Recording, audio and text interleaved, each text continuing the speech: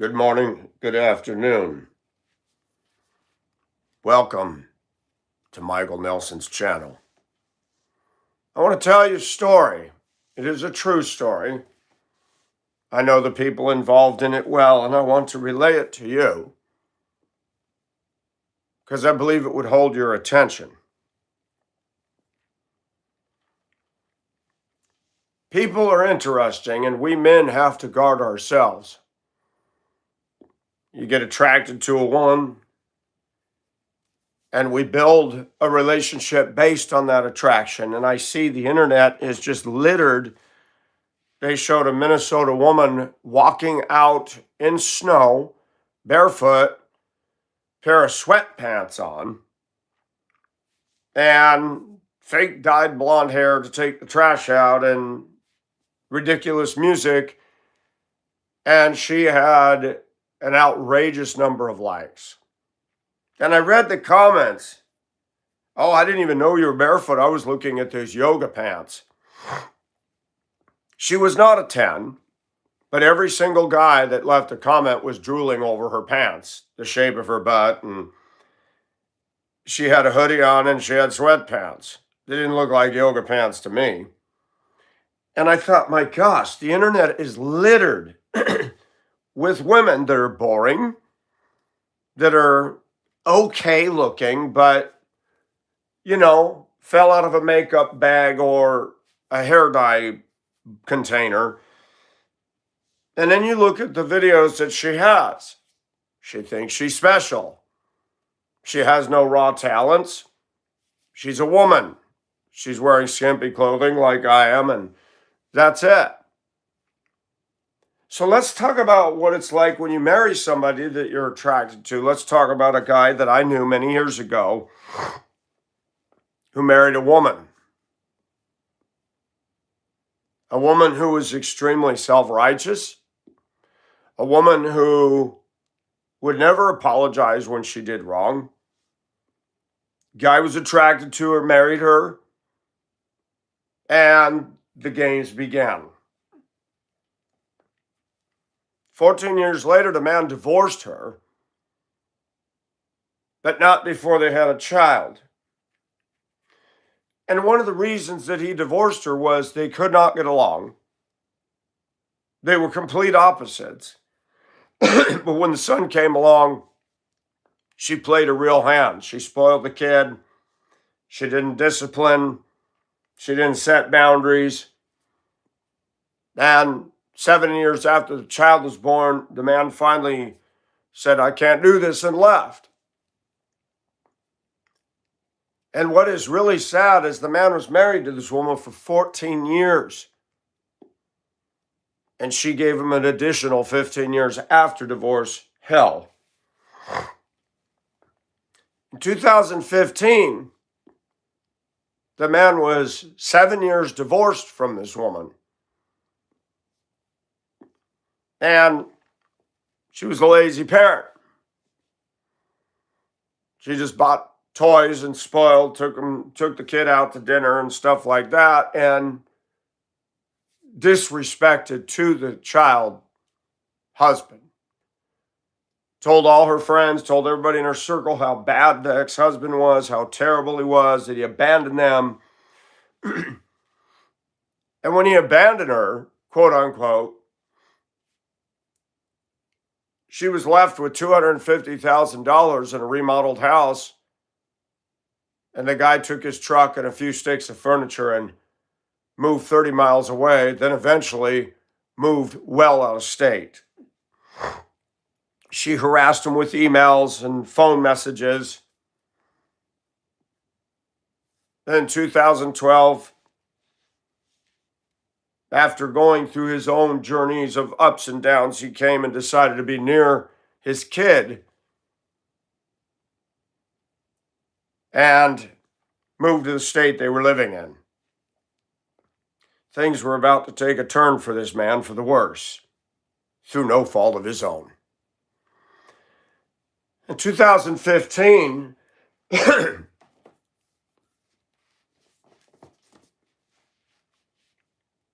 the son came over to see Dad and brought this guy with him. Name of Vil Christ, not a real name, but that was his online screen name.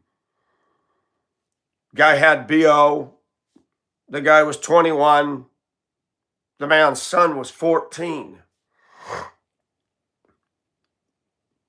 Then the man had told, the man said, "Oh, okay, this is your friend."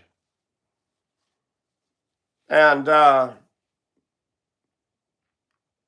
then one day the son told his father, "Well, he's also bisexual." And the father said, "What?"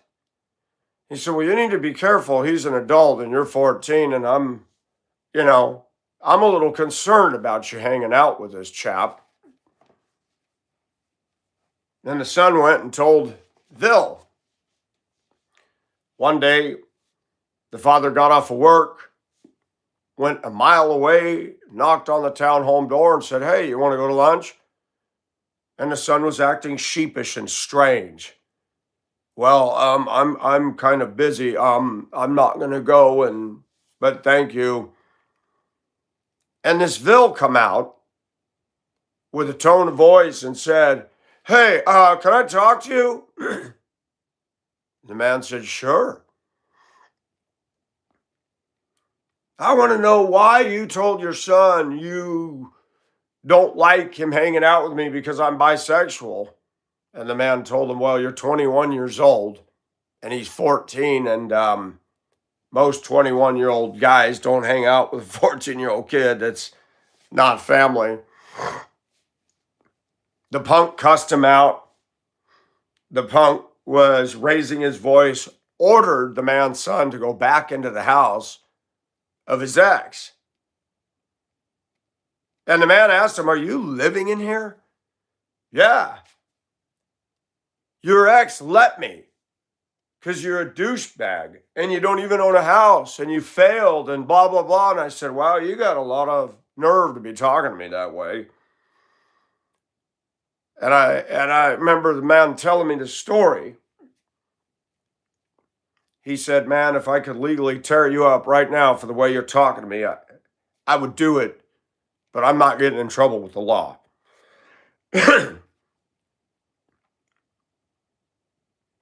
So the father called the police.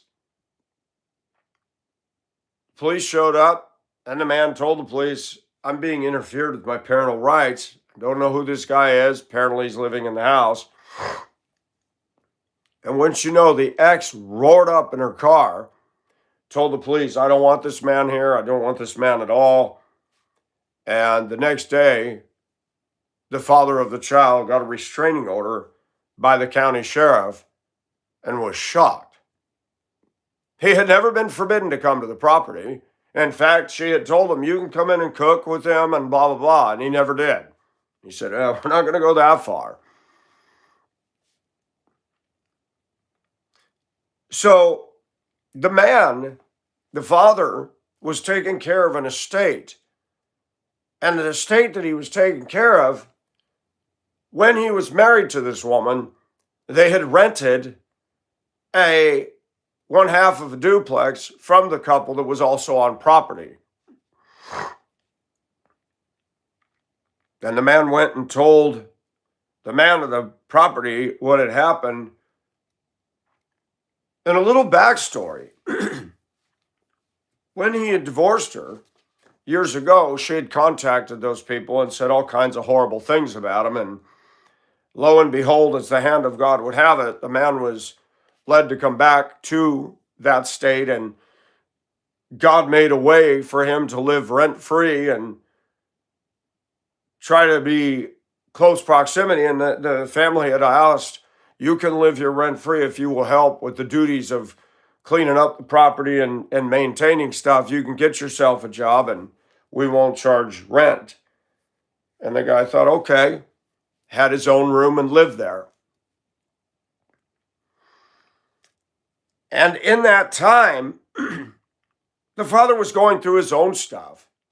He had a full-time job with its struggles. He had to deal with a cantankerous, argumentative woman of the estate.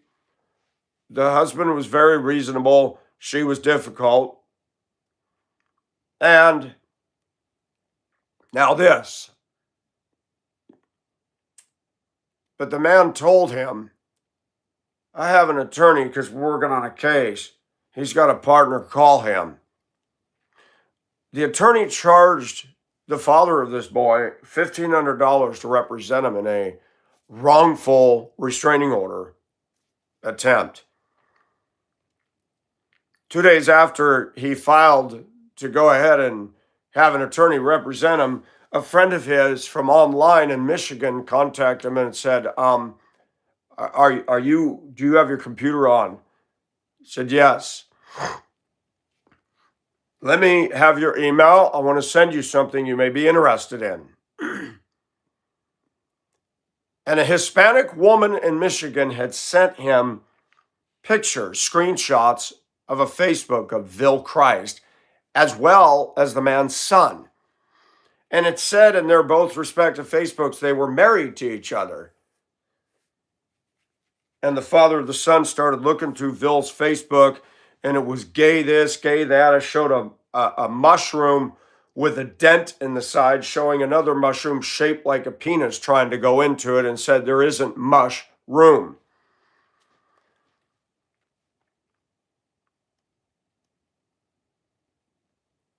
And this woman in Michigan told the man, hate to say it, but it's pretty clear this guy has inducted your son into the gay world. I contacted this man, spoke to him deeply, knew the man. He went to the attorney, showed him the screenshots, had gone and had them photocopied and from an email, and the attorney was like, wow. And he told him, when we go to court, I don't want you to say a word. I'm going to handle this. This woman doesn't have a case to stand on. Number one, when you went to see the son, there was no prohibition against you, and this guy was interfering, and she wasn't there. So this won't even stand. Number two, I'm going to drop this little bomb on her and say, you got a pedophile going on here, and you had better get him out of your house. Life was about to become a living hell. That was in July.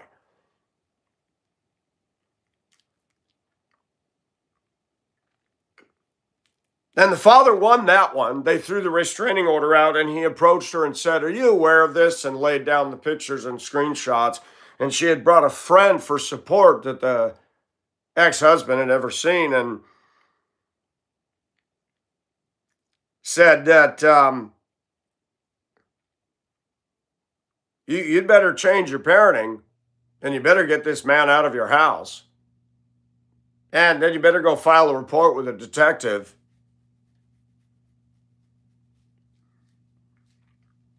And all of a sudden, she had done an about face, and they both went down and filed a report.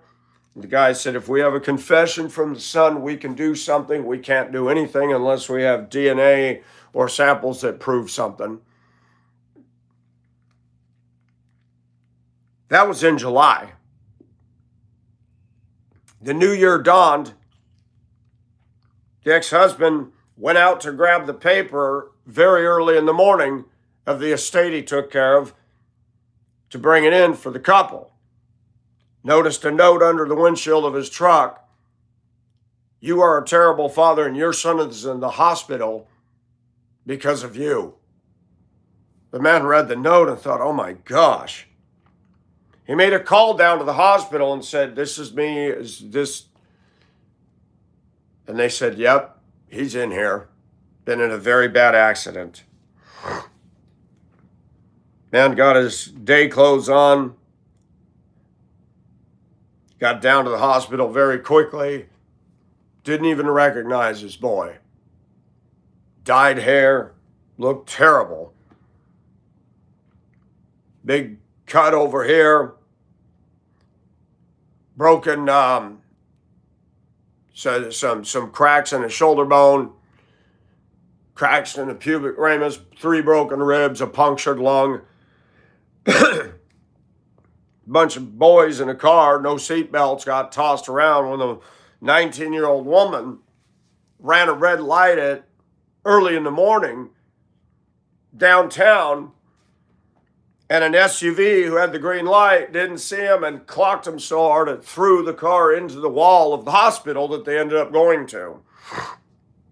Doctors on their break were out standing outside on that cold Colorado early morning hours and started pulling people from the car. The father's life was about to get struggle. And just a week before that, he had come out to his truck at the property he managed and found frozen eggs stuck to his truck that he loved. And he had sent a message through Facebook to his son and said, "Got eggs?" He knew of nobody else who would egg his truck, so he figured, okay. Well, the ex-wife threw Phil Christ out of the house. But then, being the softy that she is, she let them hang out again, and she authorized him to go with him one evening that would result in a near-fatal crash. And then blamed her husband for it. Because you haven't been here, because you haven't blah, blah, blah. Then the man had asked her in July, when the attorney said, "Get that piece of SHIT out of your house."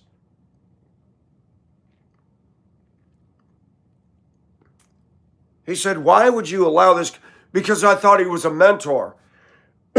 I said, "Did you know that our son told me that accusations were made by the school counselor that he had given son to ride to the school and was making out with him in the car?"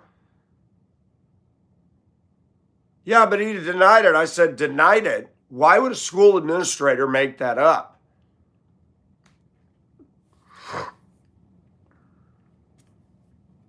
When the father went to the hospital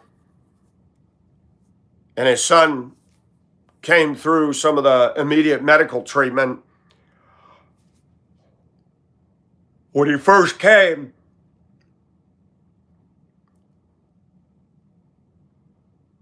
whoever's in the hospital came in.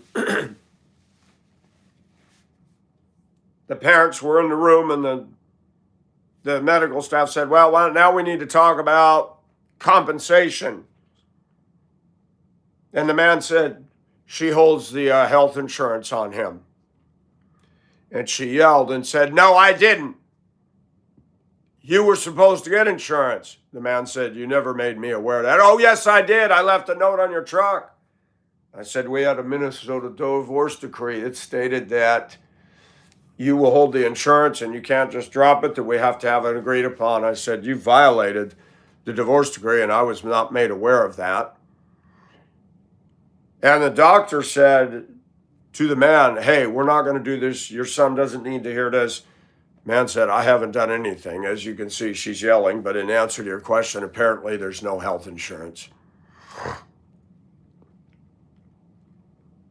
And what that man did not realize is everything would come to rest upon him. But God was with that man. While he was seeing his son and trying to juggle his job, in between his shift, he would go and visit the son. The son made threats at him while he's in the hospital bed and couldn't fend for himself. And the father said, "Why would you threaten me? I have nothing to do with this. And why would you hang out with this guy? Your mother was told by an attorney that this guy, well, he's the only one who loved and cared for me." I said, "Really? He's encouraged you not to go to school. He's encouraged you to rebel your mother, and your mother let you ride with him, which resulted in you being in the pain you're in because the driver was under the influence of alcohol. And I do have an attorney."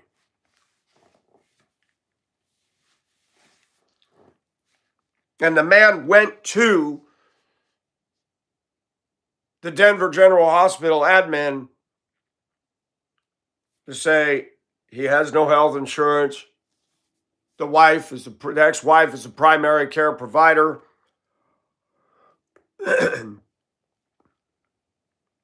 And the guy said, well, let's file. Let's see what we can do. Do you have a copy of your paycheck? I can get it for you right now if you let me use your internet, and I can open up a company email. A couple days later, the man was informed that he had coverage for Medicaid. In the meantime, the father had gotten an attorney, and the attorney said, see what you can do about getting some sort of assistance. Man called the attorney and told the attorney he got Medicaid, and the attorney said, you did the good thing. That's all covered now. Now let me handle this suit because we got a lot of problems here. There were several kids injured in the car. It's going to have to be split up several different ways. And the father, who holds the insurance policy, has a single wide mobile home, and he has absolutely nothing to his name. The father went to work, and somebody who worked there, a young guy, came up to the father of this child and said, can I talk to you? And the guy said, sure. He says, I know your son's been in a bad accident, and I heard you got an attorney. And the man said, yes, I did. Well, the girl driving that car, I know her, and her family doesn't have money. And now the man's going, great. I'm in a giant city, and there's all these connections to my son's ridiculous behavior. And the man said to this fellow employee, well, I don't think that's your business. You willing to pay for all the medical bills because the ex has dropped the insurance illegally, and I'm not paying for this. Well, but she's a really good person. I said, she was drunk, dude. Drunk people don't load a car with kids, provide them alcohol, and let them ride around with no seatbelts and run a red light at 2 o'clock in the morning. That's not a good woman. The man went to his boss and told his boss what happened and said, I need you to talk to his foreman and tell him he is not to approach me about this anymore. And she goes, I'm sorry. That's a horrible thing to go to, but he is out of line, and I will take care of that right now. The man was threatened by the son every time he made a hospital visit. The son cussed him out, chewed him out.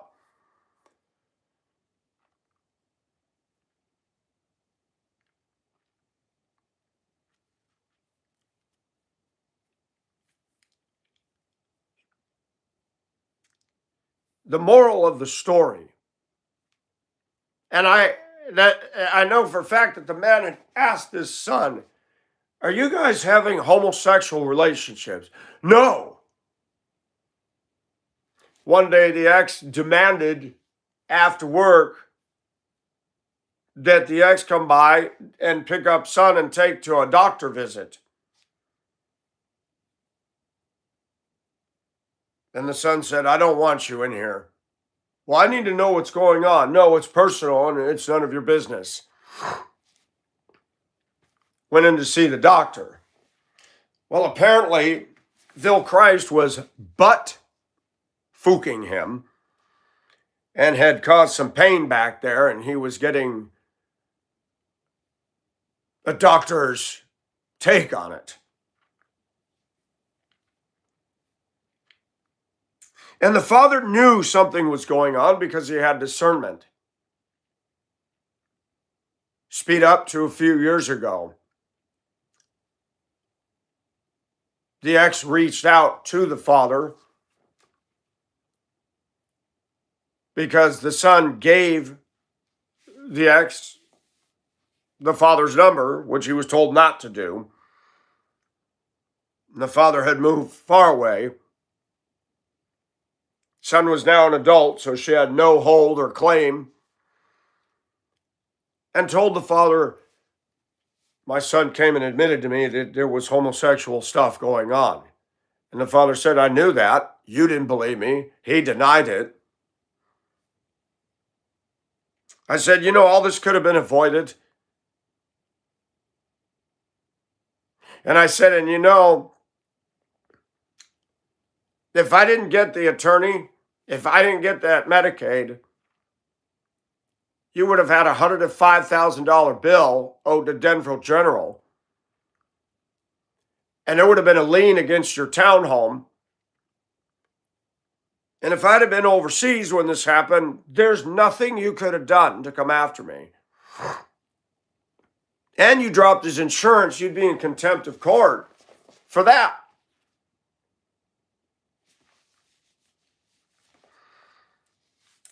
The settlement was made.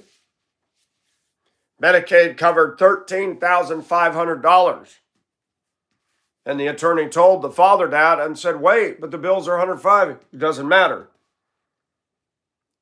Medicaid's covering $13,500 and they write the rest off. I said, so what are you saying here? He said, well, first of all, that's how much they would have billed you without insurance. I said, so it's a scandal. He goes, you bet it is.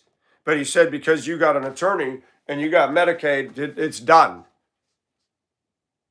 That was a good call. Things continue to deteriorate. Bill Christ wrote nasty things on his Facebook, was bragging that the ex had gotten a restraining order against the loser dad, running his mouth. And that day that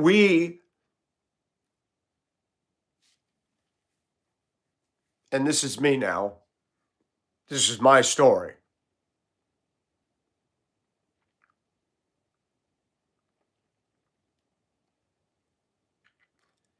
We filed a report with the Lakewood detective.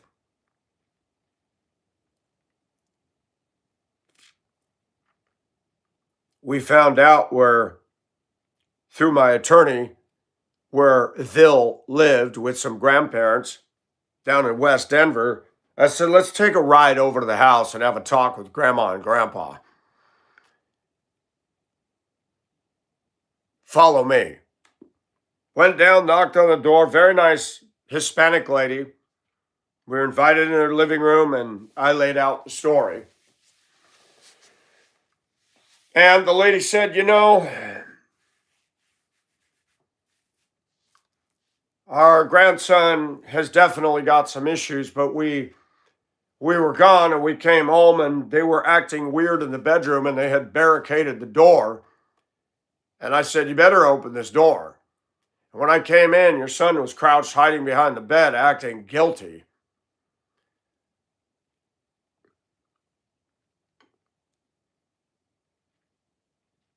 And Phil would get on the Facebook and leave comments, and he blew up my ex's phone saying, I know you came and talked. It's all lies. It's all lies.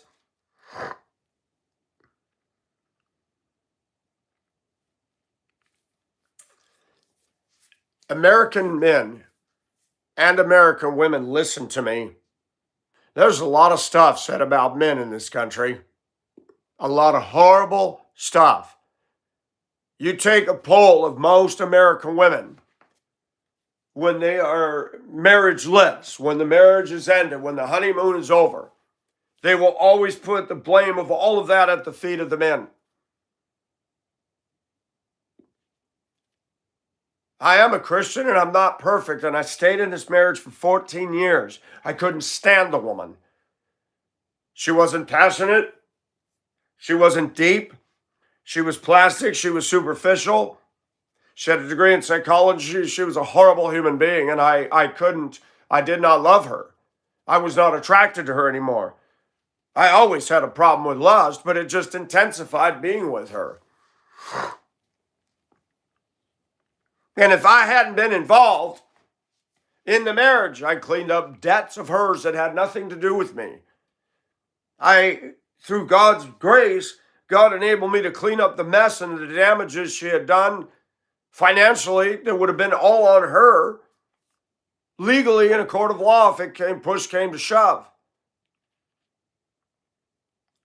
I could have sued her for allowing the kid to go out of state and brag to me he was riding 110 miles an hour in the boyfriend's family's car somewhere in Texas. I was never notified that she was taking him out of state, and that was also in the divorce decree. To this day, this woman has never admitted any wrongdoing.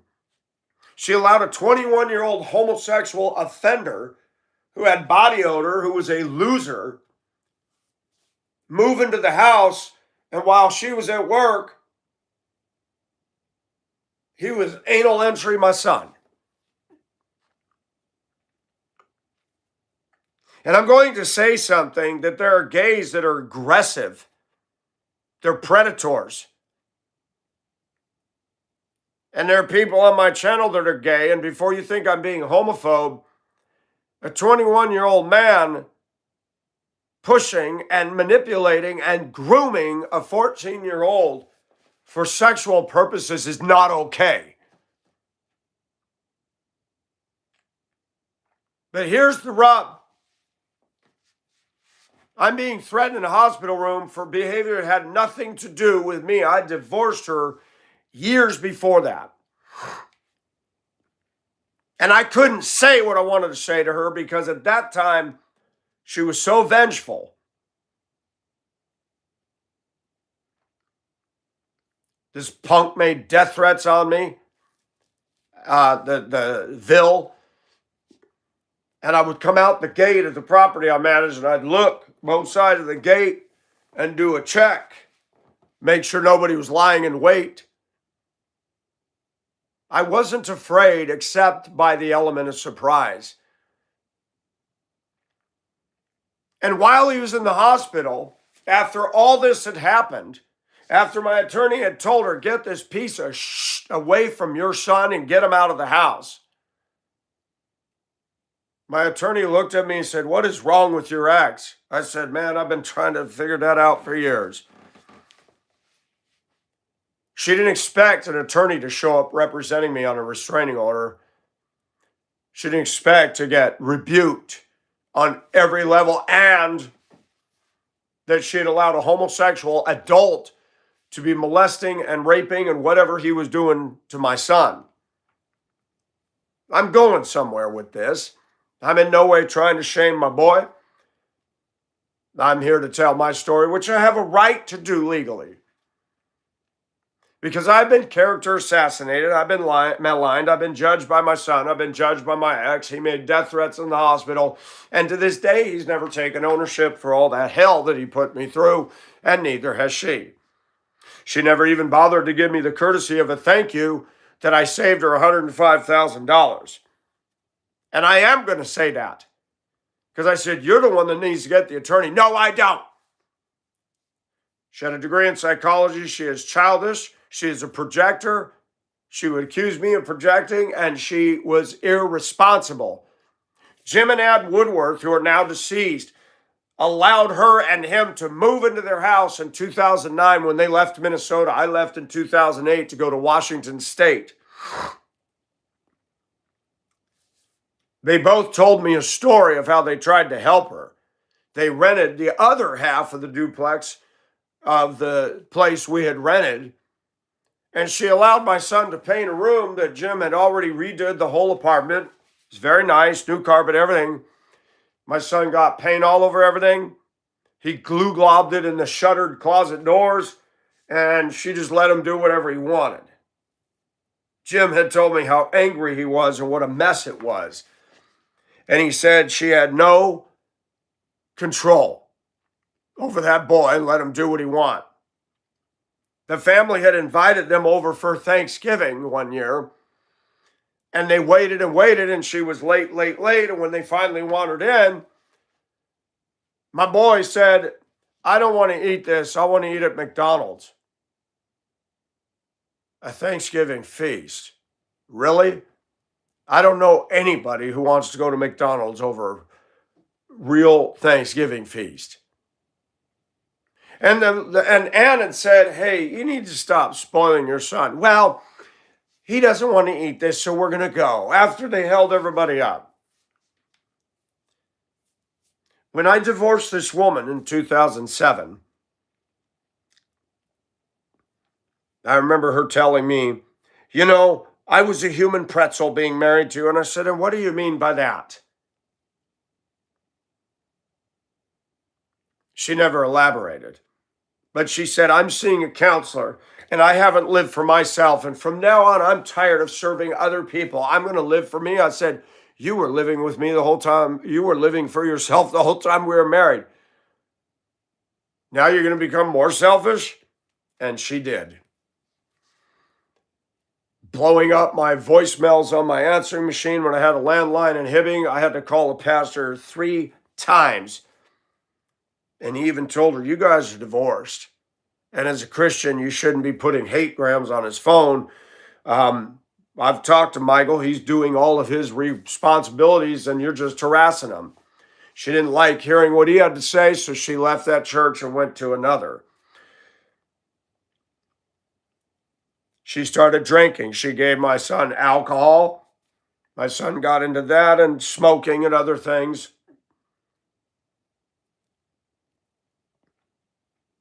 My ex-wife, after we divorced, put my son on the fast track to ruination. We had agreed upon things while we were married. I don't want to be doing Halloween. We're not doing trick-or-treat and dress up. We're not dyeing Easter eggs. I do not want my son playing and exposed to violent video games or porn or any of that. As soon as we got divorced, she went on full rebel mode. And he got car theft, San Andreas, and Halloween, and she's doing the Easter eggs, and she gave him alcohol, and I picked up my son on a Colorado day to take him to lunch, and he informed me that. And I said, what are you doing? Well, he's going to do it anyway. I said, you don't give alcohol to a minor. This is a woman who went to all her coworkers and everybody saying that I was abusive, that I was no good, that I left them holding the bag, left them high and dry. You got $250,000 in a house that I remodeled that you didn't lift a finger to, cleaned up your mother's mess, stopped her Social Security checks, went and got the tombstone for her that you wouldn't come with me to pick up. And I called the relatives that I didn't even know because you wanted me to call them and inform them that your mother had died. And I took care of your $15,000 tax debt that you and your ex-husband racked up to the IRS. And I had the discipline. It took me 2 years of Denver school paychecks. All of my money went to paying for your debt. I cannot believe the hell that woman put me through. And then power bills that showed up in Colorado from 10 years ago when she was married. Michael did what a man's supposed to do and cleaned up the damn messes. I'm so tired of these women in American society acting like spoiled little brats, saying the kind of things about men that they do, and they fail to realize or care about the crap that we men have gone through. And then women and men will get on my channel and comment on the way I'm dressed. Okay, I've never butt-fooked a man. Never butt-fooked a woman. That is disgusting. And I would not date a man, and I would not have a gay live-in relationship date a man. Oh, I've gotten so low, I entertain the idea. Because women have become monsters in this society. Their bodies go to hell by the time they're 35. And then when they snubbed us years ago when they were pretty, now they want to date us. And they're loaded in debt. And they got dirty, stinky dogs in the house. And they got all this crap and smoking and marijuana and pot. And it's like, why would I want you? Then my own son's judging me for the way I dress. Never took ownership for the hell he put me through. Never took ownership that I cleaned up the mess, that I was the man. Then he's become exactly like his mother. Self-righteous and judging everybody but himself. And had the gall to tell me when I had lost my job and my life was swirling. I didn't know if I'd get work, wondering if I'm going to have to sell the house and move on. Sold the deuce in half. You're selling it. Can I have it? Yeah, you can buy it. Well, no, I need the money. Oh, you need the money. Talking to me in a tone of voice, being patronizing like I don't need it. Why would I give you a truck that I've wanted all my life when we've had no relationship? Now you want to get on a high horse and judge my clothing and tell me I'm not a man. You put me through hell. And I didn't do what most fathers do. They run and hide. I faced the music of your bullshit. I faced the music of your mother's bullshit. And I cleaned up your mother's financial bullshit. And guess what? God has rewarded me because of that. And both of you are still in denial to this day. And I needed to say this because a lot of things have been said about me. And then while all this was going on, a butt fucking troll was on my channel for 10 years chasing me. And I say that not out of spite. That is the truth. And I'm going to say that I've learned when you try to do right, I made a decision to divorce this woman because I felt like for me to stay in it, and I'm going to be very honest, this woman was nasty. She was middle school mentality, and she would say things and she would bait me that it got to a point. We were having a disagreement and I hadn't done anything wrong. I approached it properly. She started her middle school stupid behavior. And I actually felt for the first time in 14 years that I wanted to take my fist and put her face through the kitchen wall. I didn't do it. And that's when I went downstairs and breathed for a minute and I said, I'm done with this fake marriage. And I never told her that. I never told my friend who was self-righteous, Jeff in Minnesota, well, you don't have biblical grounds. Yeah, you're right. But I don't, and I never told him, I don't want to go to jail and have violence on my charge. Yeah, I've got some problems. I've got some insecurities. I'm not perfect. I dress feminine sometimes because you know what? One thing I'm going to say, and it's going to be hard for people to grasp this, but God does not always answer every prayer. The idea that he does is a lie. God does what is his will. We're not going to turn the heart of God and change his heart. He has a will, and we don't have the power to change that. And that's why people who rebuke the devil and yell at the devil are foolish. You can't change God, and you're gonna think that your voice and your authority has the ability to stop Satan. Satan's laughing at you all the way to the bank. But the point of this video is that cute woman that you fell for could bring you to your knees in an utter struggle.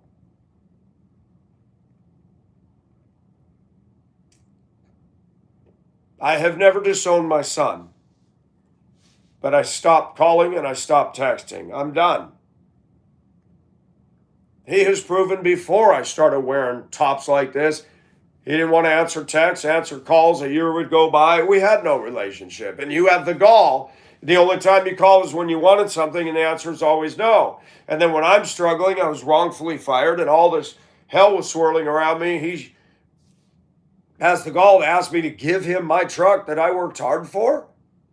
You got to be kidding me. You've got to be kidding me, son.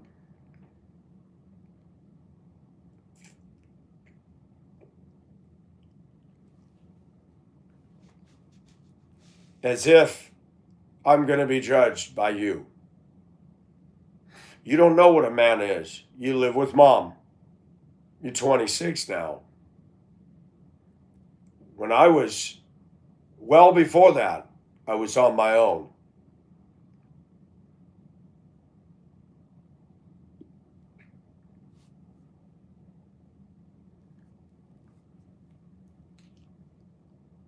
And when I was 23, I left everything I knew behind and moved to a place I'd never been to. And I didn't have any savings account. I got a job at a plasma donation center working in the back room where they put the plasma bottles on the counter. I logged in the liters. I took the test tube specimen or the segment sample. You wrapped it with the barcode. You put them on a pallet or a little medical thing, and they would test those. And if there was HIV or any diseases, we had to be notified. The doctor would notify. We'd pull the plasma bottle. We'd destroy the autoclave. It was a crappy job. It was run by feminist women, and I did it for 7 months, and I walked. And God continued to work with me. I had no savings. I had no checking account, no credit card. I got my check, it went to rent. I didn't have a phone for a year of living up there. Then I got on with the school bus in 1990. If you think I made good money, I didn't. Took me a while, and I got trips and charters, and then I bought a boom box, bought a keyboard, and, started having a little fun and, getting ahead.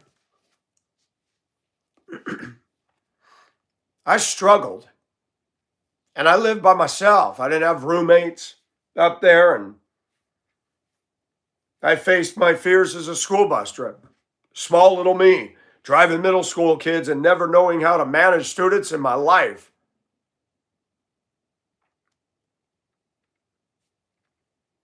It's amazing that the people who judge me have no self-awareness, number one.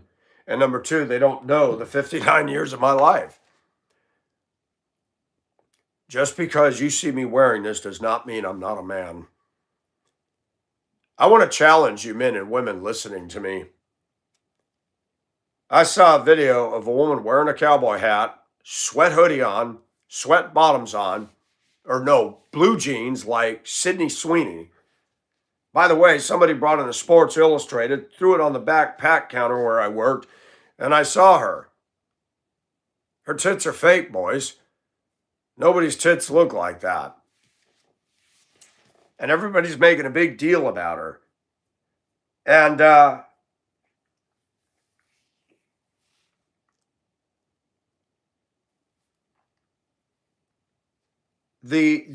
damage done by women is underestimated in our culture today.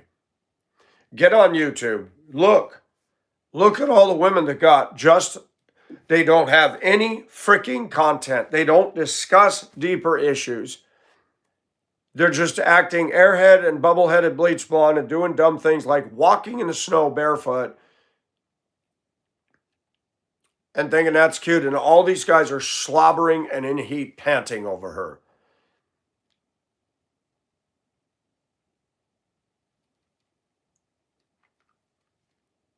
And what would you get marrying a woman like that?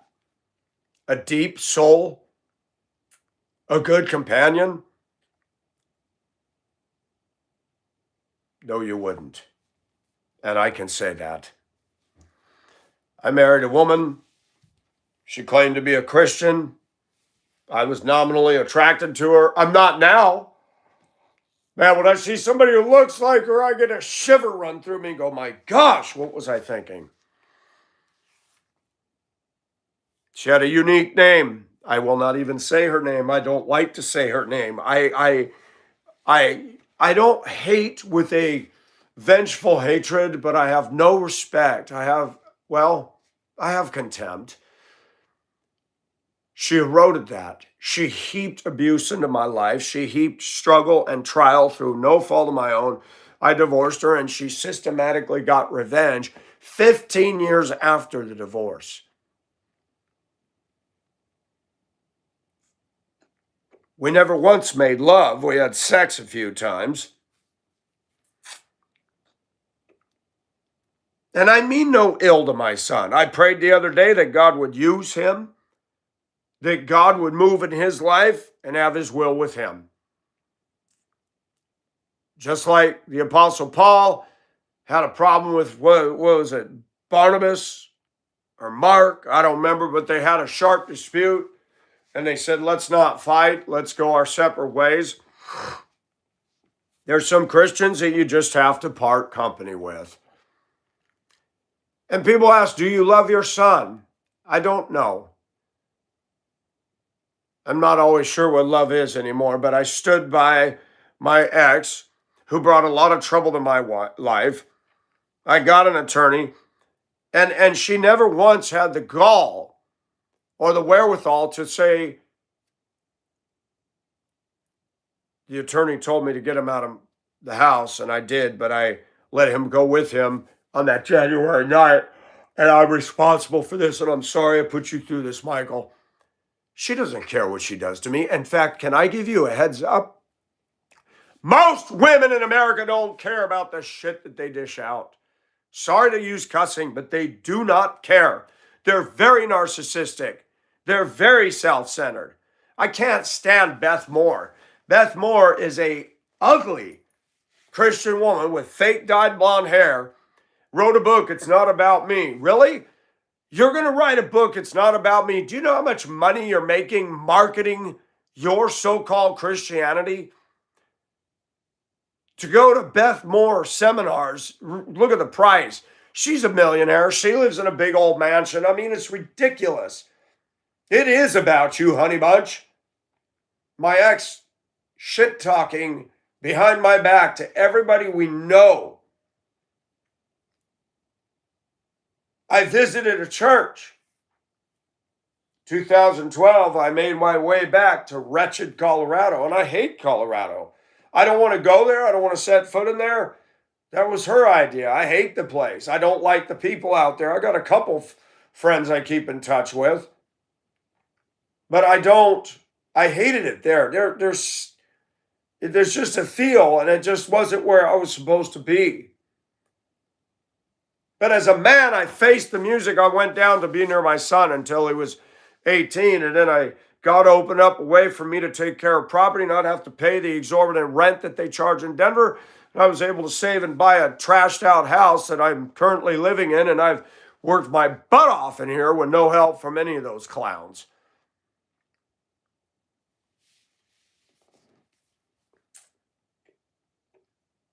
I'll be damned if I'm going to listen to people judge me that have no freaking clue about anything. My attorney told you, get that guy away. And then you let him go off 6 months later and get in a bad accident, which is your fault, Mom, 100% at your feet. And when you stand before God, He is going to tell you that. You're just like your mother. You blamed everybody but you. And you got women that project, deny. Denial is not just a river in Egypt. It is part and parcel to most women in American culture. I remember when I was in Hong Kong, I got mad at Mouse one day. A Filipina, I had my cup under the faucet in the sink, turned it on, and I go to take a sip, and she whacks the cup, water splash. I said, "What are you doing?" No, you don't drink the water. I said, "So hit it and knock it all over me." I said, "Woman, I drink the water all the time. You don't do that." And I got mad at her. I laid it out verbally.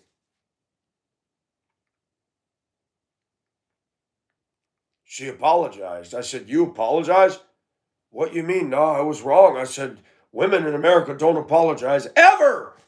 My mother didn't. My sister didn't. The relatives in my family didn't. The women in my family are exactly what, it's amazing how women go through this life because they got tits and everything goes their way. They get all the hearts and likes. They're horrible people on the inside. And they get away with this. And people think I'm anti-women. I'm not. I wish I never married that woman. I wish I never saw her in the laundromat. I wish I had my head out of my butt at that time. But you know what drove this? Do you know what drove that? And I take the blame for marrying her. I never should have. I never should have. I hung out with a self-righteous friend who wanted to police me and be the Holy Spirit over me. And bossy butt. We weren't equals. I had another friend. We weren't equals. They all wanted to tell me what to do and be Lord over me. If you have friends that want to control you and boss you, you don't have an equal friendship. Lose it. God used me to reach this Jeff, to disciple him. Then you're going to turn around and be Lord over Michael. Man, I have a hard enough time submitting to the Lord, and I submitted to these two friends in Minnesota for years, and then through circumstances and bad things, we fell away. I don't give a crap what some piece of crap on YouTube thinks about the way I dress. I'm comfortable in my skin. I'm not woke. I'm not a trans. Sometimes I wish I was a woman because they got it much easier than we men do. If I was a woman, I could get a date with another woman way easier than I can as a man. That's a fact in America. If I was a woman with my body the way it is, I would have plenty of good-looking women wanting to get intimate with me and be involved with me.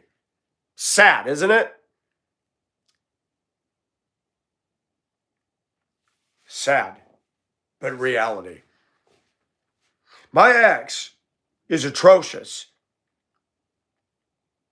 There's worse exes than her. But the fact that she was so immature, she couldn't see her own collective epic fail in any of this. To never take ownership. She talked to me about I remember she was friends with a coworker years ago who ended up becoming a supervisor. And then she still, let's unpack this. While she's doubting me to everybody, she still wanted to pull up when I'd give her money for my son's food budget. She would tell me all the crap that was going on in her life. I should have said, I thought I was so bad. Why are you telling me all these personal details about you? You hate me, I'm terrible, and you want to share with all this bad stuff you're going through. And I showed you empathy, and I was kind, even though you've been a royal biatch to me, and you've caused me stress and duress. And because of you, my truck was egged. And he finally admitted that in counseling. I said, why would you throw eggs at my truck? You wanted that truck. What did I ever do to you? I said, you say this guy cared about you. You dropped out of school the last 3 years. Tell me how that defines care. And at that time, my son enjoyed the relationship he had. And then he's going to tell me that he was scared and he didn't know what to do. And I said, really? That's why when I came into that hospital room and I saw that piece of crap in there, and I went to the nurse's station, I said, get that guy out of there. I did not authorize this. And I will sign a document right now. And security escorted his butt out. And my son said, well, he got hurt too. I said, I wish he died. I don't care. You all shouldn't be together. F you, Dad. At least he cared. I said, cared, huh? You're in the hospital bed. Did I put you there or did he put you there? You're not going to school. Your dad went to school. And I said, I'm tired of you and your mother and all this stuff. This is all the result of both of you, not me. And guess who's got to clean up and mop up and be the janitor? Your dad that you hate and blame. And son, if you're listening to this, you've never dealt with this. And I'm not throwing you under the bus. You guys have thrown me under the bus. You've disrespected me. And if you're a Christian now, you got some comeuppance to do, and you should sit down and talk and take ownership. Don't worry about what I'm dressed.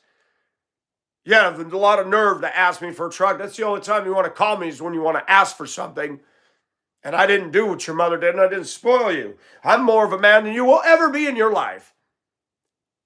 And your little boyfriend back in the day telling me I'm not a man, that I failed, that I don't own a house. Well, guess what? He's in jail now.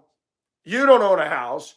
You haven't set out on your own. You haven't done near the half or even a quarter of what I've done. And I need to say that.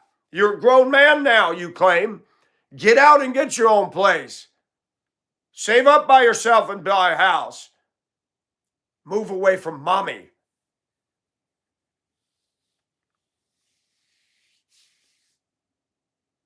I cannot believe how stupid I was. I wasn't really attracted to her deeply. You know, I had a problem with lust all my life. That's nothing new. I was in the laundromat. I'm a single guy. Looked at some woman that was blonde. I was looking around. There were some cute ladies in there. And the woman I ended up marrying, I started talking to her. She was reading Runner's World magazine. Found out she was a Christian. And we went on a date that day, 7 hours. 5 weeks later, I asked her to marry me. That was dumb. 5 years. 5 weeks. When we moved to Colorado years later, and guys were talking about their failed marriages, a couple of black guys said, yeah, she moved in and we got married. It didn't last. I said, yeah, I married a woman in 5 weeks. And the black guys, are you freaking serious, Mr. 5 weeks? Oh my gosh. I said, yeah, don't rub it in. Mr. 5 weeks. Let me tell you about how strong our will is. We decided not to go with marriage counseling. We went to one. I said, do we really need this? She said, no. I said, no. We had a marriage. We had made an appointment with the Justice of the Peace. I had wrongly believed, because she was a Christian, that this would be happily ever after. And one of my friends made the announcement on the school bus two-way radio, sounding like King Arthur, announcing to everybody I was getting married. I was so proud of that moment. But when I woke up the day of that, it was snowing, and it was coming down hard. And I went home on my break, and she had called and said, they're talking about closing the city offices down. And I remember yelling, oh my gosh, don't interfere with this. I wish that God had sent a blizzard that dumped 4 feet and shut that damn town down.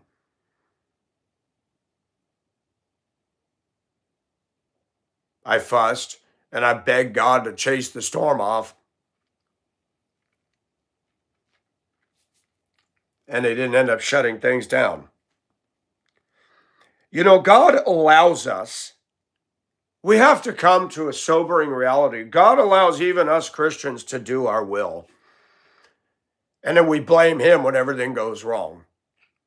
God allows us the foolishness of allowing us to just go ahead and do what we want to do sometimes. Sometimes that, I hate to use that word that they use in the schools, but that's a teaching moment. You're grinding about this. You're angry at God. If God is in this, you should be relaxed. If she's really supposed to be with you and it's canceled, then do it the next day. You want to know when it's God's will versus yours? When you're getting all anxiety and you're all trying to manipulate things. That's how. What a fool I was. What a foolish man I was. That 5-week decision cost me 29 years, folks. 29 years. 29 years of my life with the bullshit. Nobody's going to marry that woman. And if they do, they will leave her. Nobody. She was a good worker. But she wasn't a good wife. She wasn't a good mother. She wasn't a good homemaker. And she had a degree in psychology, and she needed to see not only a shrink, but she needs to be called into God's private office and say, woman, you're wrong. I swear these women in America, if God himself showed up and told them they're wrong, they'd project onto God. We got a problem in this country, folks, and it's deep, deep, deep. Look at YouTube. Look at social media. Every woman thinks they're the only one with a pair of titties. They're out there, look at me, look at me, look at me, look at me, look at me, and all these guys are looking at them. And they're thumbs upping, and they're slobbering, and they're leaving hearts. And then these same buttholes come on my channel, oh, he's dressed like a girl. And then they had this cowboy girl. Everybody knows a farm tractor doesn't have glow plugs. And she's got this short saying, people say, you got to be careful. You can't use that ether spray because it's got glow plugs. And she's bragging that it doesn't have glow plugs. And she comes out to her group of tractors and says, hello, girls. And I read the comments Oh, I love me a country girl. She know how to work on tractors. Yeah, you want a man. You know what? I have come to the conclusion that most American men are gay secretly, and they'll never admit it because they turn their women into macho wannabe males. Tight blue jeans. Blue jeans were not for women, by the way. Go back and do your study, boys. And you get on my channel and you talk about me. And then you're going to get involved with a woman like that. And she's going to rack your balls over fire and volcanoes and everything. And in a matter of time, you'll be saying, oh, that old B-I-T-C-A, she's a C-U-N-T. You'll be talking trash, trash, trash. But, oh, you're all over her now. Man, if I can communicate one thing, be very careful about rushing to the altar. Do not play housey. Do not move in with these women. Do not move them into your house. You better date them a long, long, long time to find out who they are. It's amazing. Once that ink dries on the divorce or the marriage certificate, they pull that mask off and go, ha, ha, ha, ha, I got you, my little pretties.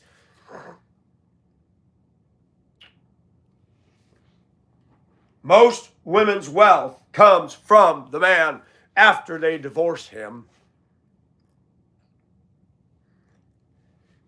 There's videos after videos. Schopenhauer, whatever, is a philosopher. I don't agree with every single thing because he believes in evolution, but he does state that women are children. And I'm going to say it. There is truth to that. I am living proof. She had a degree in psychology. She was a paralegal. She was an LPN. She was qualified way more than me. She couldn't save her money. She wrecked her credit. First time she blamed it on her ex-husband. Second time she blamed it on my son. Both of them lie so much, I never knew who was telling the truth. That's a fact. And when I was married, the 7 years that I was involved with my son, I tried to do what's right. I loved my son as best I could. I never abused him. When I had to paddle him, I paddled him appropriately. Never abused him, never left marks. Ask him, he'll tell you. I never abused him at all. And I went through hellacious abuse. I did not take what my mother did and transfer it to him. Ever. I've had shitty women in my life. None of them to date have ever said I'm sorry for the crap they brought to the table. Ever. Not from my mother, not my exes, not this one I'm talking about now. You let a 21-year-old man live in a house. You never thought as a psychologist, go, what's a 21-year-old dude hanging around with a 14-year-old? When I was 21, I wasn't hanging around boys. Ever. There was no 14-year-old that ever tried to get my attention on any level. And for those of you that are gay listening to this, if a person chooses on their own accord to go the gay direction, that's one thing. But when it's forced on you, and I don't even know if he's telling the truth. I said, let me ask you this. You threatened me in the hospital. You threatened me while you were laying on a gurney in there. And I said, what are you going to do? You got tubes all up on you and everything. You can't get up and touch me. And I said, I brought you into the world and you're going to threaten your dad. And you were let go in a car accident and this had nothing to do with me. And I tried to talk to him. I said, why did you not, you tell me you hate what Bill did to you, but you did not once say, Dad, I want him away from me. You got angry when I ordered him out of the room. My son lied, and I still don't know what the truth is. Well, I was afraid. I said, you were afraid. When he was ordered out of the hospital and I'm standing there, that would have been your time to tell me. You wanted to go with him that January night. You begged your mother and you went. And you knew what he was doing to you. And other people that I didn't even know came into my life that knew you and told me what was going on while this was going on. And then you tell me it ain't going on. And then your mother moved another guy in that I actually thought might have been okay to rent down in the basement, and he's stealing your mother's panties and putting them in a suitcase so he can sniff panties. Man, you know what? People can say whatever they want about me. I don't sniff panties. I've never done anal on a woman or a man, and I wouldn't.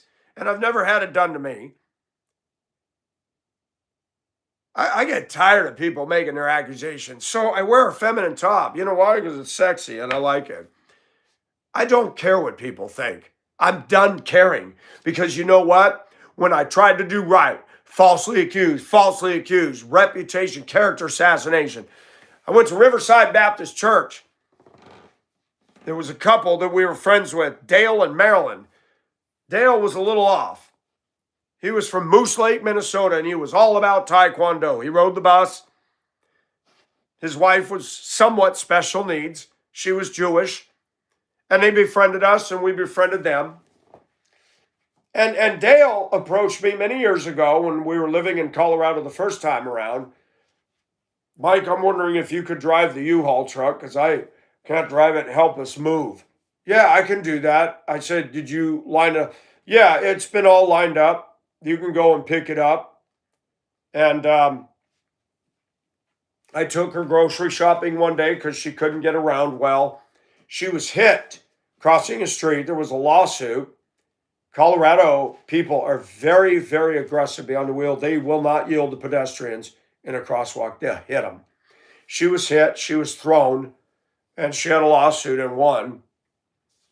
Do not walk on crosswalks in Colorado. Cross in the middle of the block because you get a walk sign and these dumbass biatches will turn right in their SUV and hit you with a dog on their lap, and they have no regard for people walking.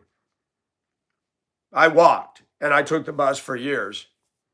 I can't tell you how many sides of SUVs I went and slapped real hard as they cut right in front of me. Clearly got a walk sign.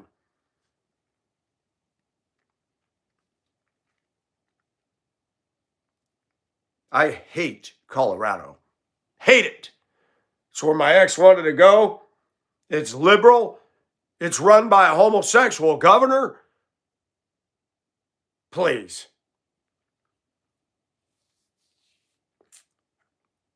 You know, and I'm not homophobic, but to watch my son and all this, and my son obviously got some satisfaction, enjoyment out of this because if it had bothered him so much, he knows that his dad stands up. He knows that his dad deals with things, and he could have told me, and I could have gotten a law in there and had this little punk ass thrown in jail where you want to butt fuck men, you can be butt fucked all day long in a prison, buddy. I mean, that's an all-you-can-eat buffet. I wish his ass had been thrown in there.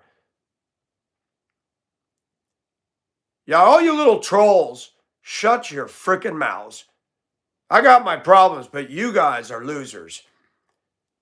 You don't know all that my 59 years encompasses. You don't have a clue. And I put this out here because the record needs to be set straight for the people attacking my channel, for people making comments, people that supposedly know my son and saw the M35A2 and then said, why is your dad dressed this way? And commenting and being rude. Why don't you tell your kids about what you put your dad through? Why don't you tell your kids, your buds, your peeps, about how macho you were to threaten your dad when you were getting butt fucked by a 21-year-old. Why don't you tell them the whole story, son? Yeah, I'm pissed, and I got a right to be. I'm not outing you. Your name's not in here. I have a right to free speech. And I always told you to honor your mother, even though she was dishonoring and disrespecting me. I said, you do what your mother says. I did what was right. And now you want to judge your dad. You don't got the right.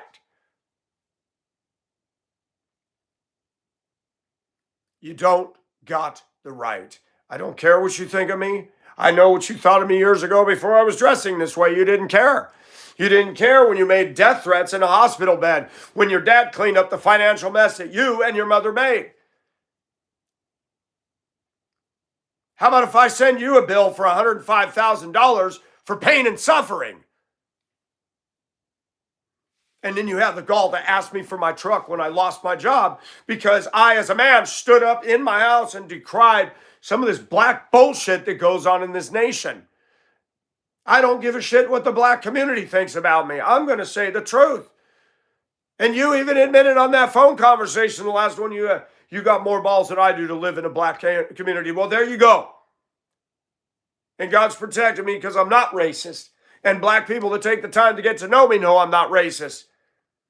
I'm pioneering ground that most people don't pioneer that are whites. And I get on YouTube and I tell it like it is. And a woman wrote me yesterday and said, I love this channel because it's finally real YouTube. Yeah, I've made mistakes and I'm honest about myself. You got a butt-fucking troll on here named Andrew Drescher, and I'm going to mention him by name, that's been 10 years in this. Man, I cannot believe. I've had to have my faith shaken that God does not just answer our prayers. He hasn't gotten rid of this clown. He didn't come back and deal with your mother for what she did. He didn't deal with you for what you did. The disrespect you gave me, son, the threatening, and that you know in the Bible what it says about a son who curses his mother and father, he's to be stoned. I never did anything worthy of you cursing me and threatening me. Never. I divorced your crazy damn mother. And then your mother manipulated you against me, and now you're acting just like her. Self-righteous, projecting, and thinking you're a man because you're riding around in somebody else's diesel pickup all day, and you don't own it. And you don't have your own apartment. You had one and you lost it because you and your roommates fooled around and didn't pay your bills or whatever the hell. I don't know. I don't care. Don't talk to me about being a man. You didn't help me on this house. You didn't help me make enough money to buy that M35A2. You didn't help me do anything. You gave me stress. You added trouble to my life. You don't want to talk to me? You're ashamed of me? Well, good. I'll get the peace back that I needed. I don't want to deal with you like that either. When you want a relationship, you let me know. When you want to pony up and take ownership for the crap you did, when you want to see your mother objectively, and I told you to honor her, I never told you to disrespect her. And you robbed her blind, you stole stuff, you stole her father's accordion and pawned it. And then your mother, a week before I left town, put a damn note on the truck windshield telling me, crying about you as an adult. And I told her when I made your last food payment, he's 18. Next week, I don't owe you anything else. Don't bother me again. And get him out of the house. Oh, I'm gonna lie. My ex-wife's favorite song is La La La La La La. Not Lola, Lila. Christian woman and the stuff that she did. I tried to get her and her mother to reconcile in 2005, 2004. And because she lied about money that her mother sent her, that set her back again. My ex-wife was a fucking wrecking ball.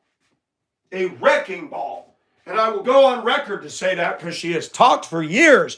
And this couple, Dale and Marilyn, I started going to Riverside in 2012. And I saw her now on an electric scooter. I said, hey, Daryl and Marilyn. And I thought she didn't hear me. She didn't speak. And I walked in front of her. I said, Marilyn, do you remember? I remember you, and I don't want to talk to you.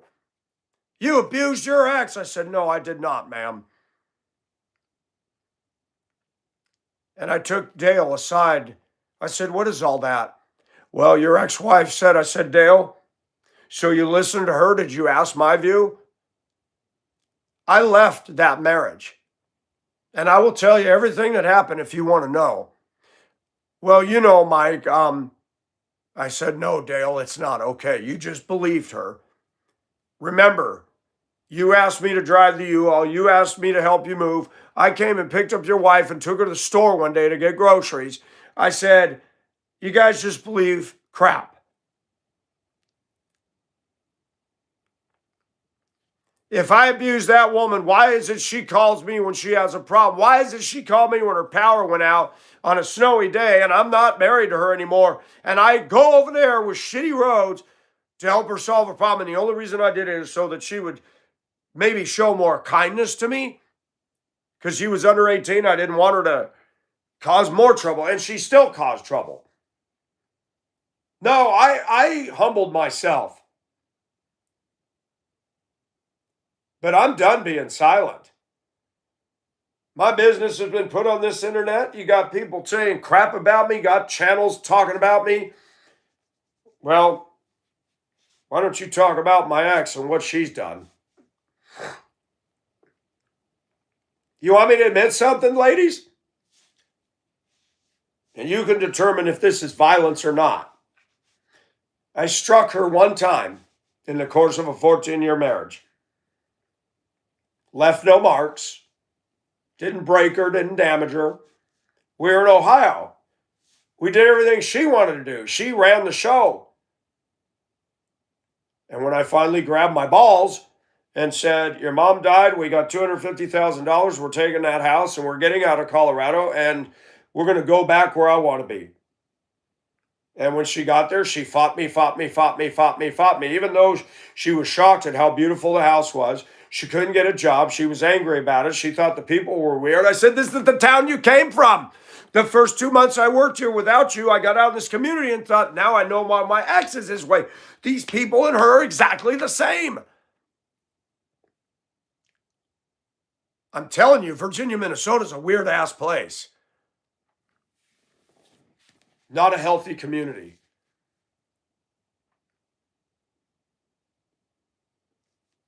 I'm ashamed that I ever asked her to I do. 29 years of my life affected. And still,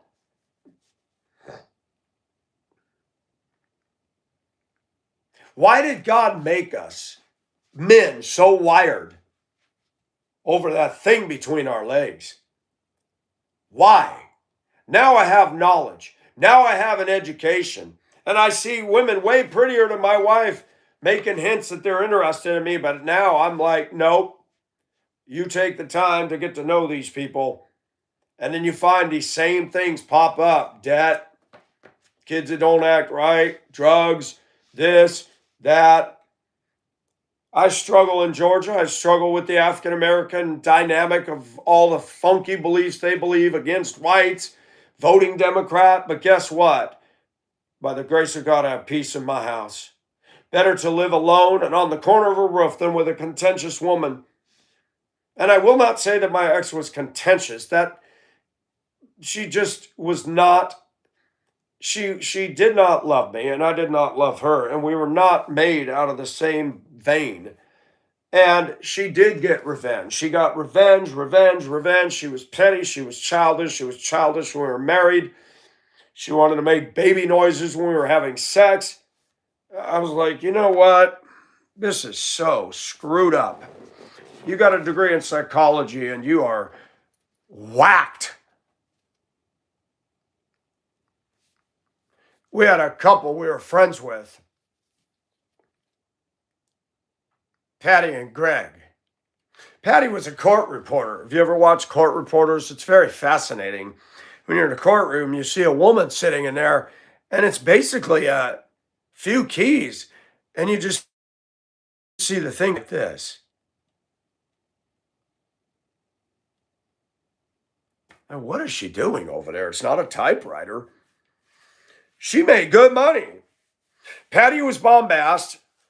She wasn't that pretty.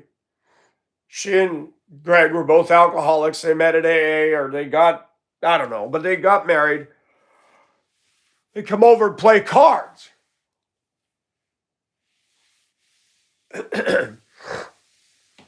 And Greg had hired me to help him do some remodel on his house in West Denver. And his wife was offensive. I met her when I was the janitor at church in the city. She seemed nice. And she told my wife, Michael's very immature. She had told my wife that because when I was at church in the city, the pastor just let people do whatever they wanted. People were stealing bathroom tissue, paper towels, soap, Comet cleanser, everything. I'd come in and all the cleaning supplies were raided. We had 5 pastors on staff, and I said, hey, there's a steel door storage back here. Solid steel door. I want permission to put a padlock. You pastors can have the key. I have a key, and I'm going to put all the janitorial supplies. We're getting robbed. They all agreed that was a good idea. You had a guy in there that didn't work. And he come up to me, hey, you can't lock up all the stuff. I said, I was hired full-time to work here. And I'm getting tired of all the cleaning supplies, brooms, mops, everything's walking out the door. We're an inner city church. And yes, the black people and the Hispanic women would come in on Food Bank Wednesday and clean the place out. Clean it out. They go in the bathroom and take the toilet paper rolls and stuff them up their jackets and get on the bus. No, you clown, you little troll pieces of crap. You don't know what I've done and where I've been. I've been in all kinds of situations, big stuff that you'll never be in because you're little babies. This church was a trip.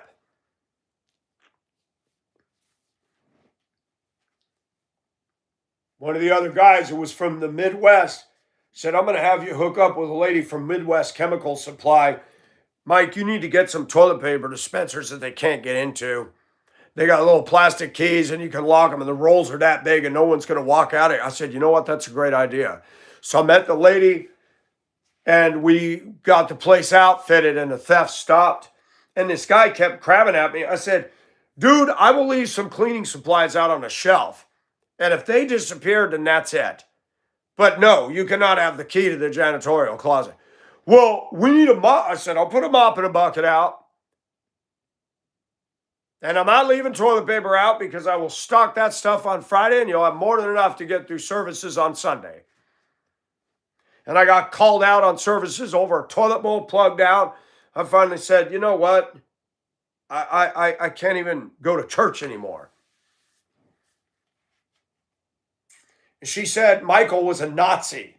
He's immature. He tried to control everything. And I said, Patty, people were stealing everything. People were doing whatever they wanted. Pastor Walker was soft, and everybody on staff said it. The black woman that was running the teen parent ministries came to me and complained about him. He was too soft, and everybody was walking all over the place. I'm trying to protect the church's assets. We're spending lots of money in stolen supplies.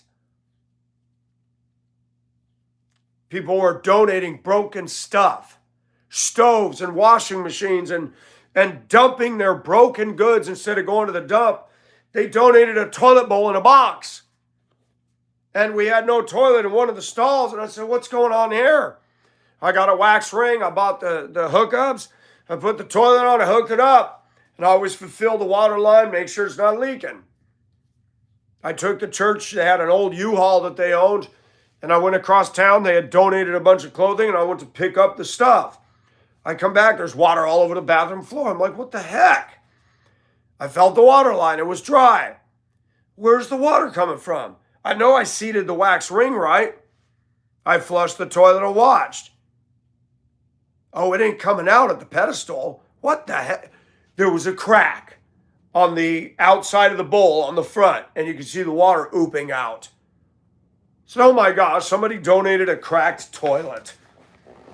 I had to turn off the water, remove the whole thing. The pastor says, what happened? I told him, he goes, so you're saying they're donating a bunch of garbage? I said, yes. I'm going to have to make an announcement from the pulpit. And I said, well, we got a lot of stuff back there that needs to go to the dump. Somebody donated a pop machine that didn't work. Mike, why are they doing this? I said, they don't want to pay the dump fee and they're trying to act like they're being generous. I said, all that stuff is broken. I've looked at it. It's not repairable. Yeah, Michael has his problems, but I have management skills. I have leadership skills, and I will learn in time how to, take control of something. I don't want to control people. And Patty making a rude comments. Well, her husband finally left her and started hooking up with Colfax hookers. And she went to my ex saying, oh, Greg this, Greg that. And I said, you know what, to my ex when she told me that when I moved to Colorado, I said, Patty's very bombastic. I couldn't live with her. She'd drive anybody to divorce. I said, she's loudmouth. She's offensive. She's not submissive. Who wants to be with that? Remember when she sat in this house and was yelling with her voice, I demand more as a court reporter. They don't pay me enough. But she was making like $35, $40 an hour to sit there and go like this. Can you imagine if women got paid to text? That'd be their dream come true. So I don't care what society, Christians, my son, you, trolls, anybody thinks about my clothing. I do this because I'm comfortable. I do this because I've got confidence and I'm a man and I own my manhood, but I have a strange side and I don't care. I'm a little eccentric. People who have minds that work are actually eccentric, and it's a fact. And I don't think I'm the highest IQ, but I think I'm fairly intelligent, and people come to listen to me. So I'm not all out to lunch. I'm not. And I don't care what people think. Gosh, it almost looks like I have breasts. That's funny.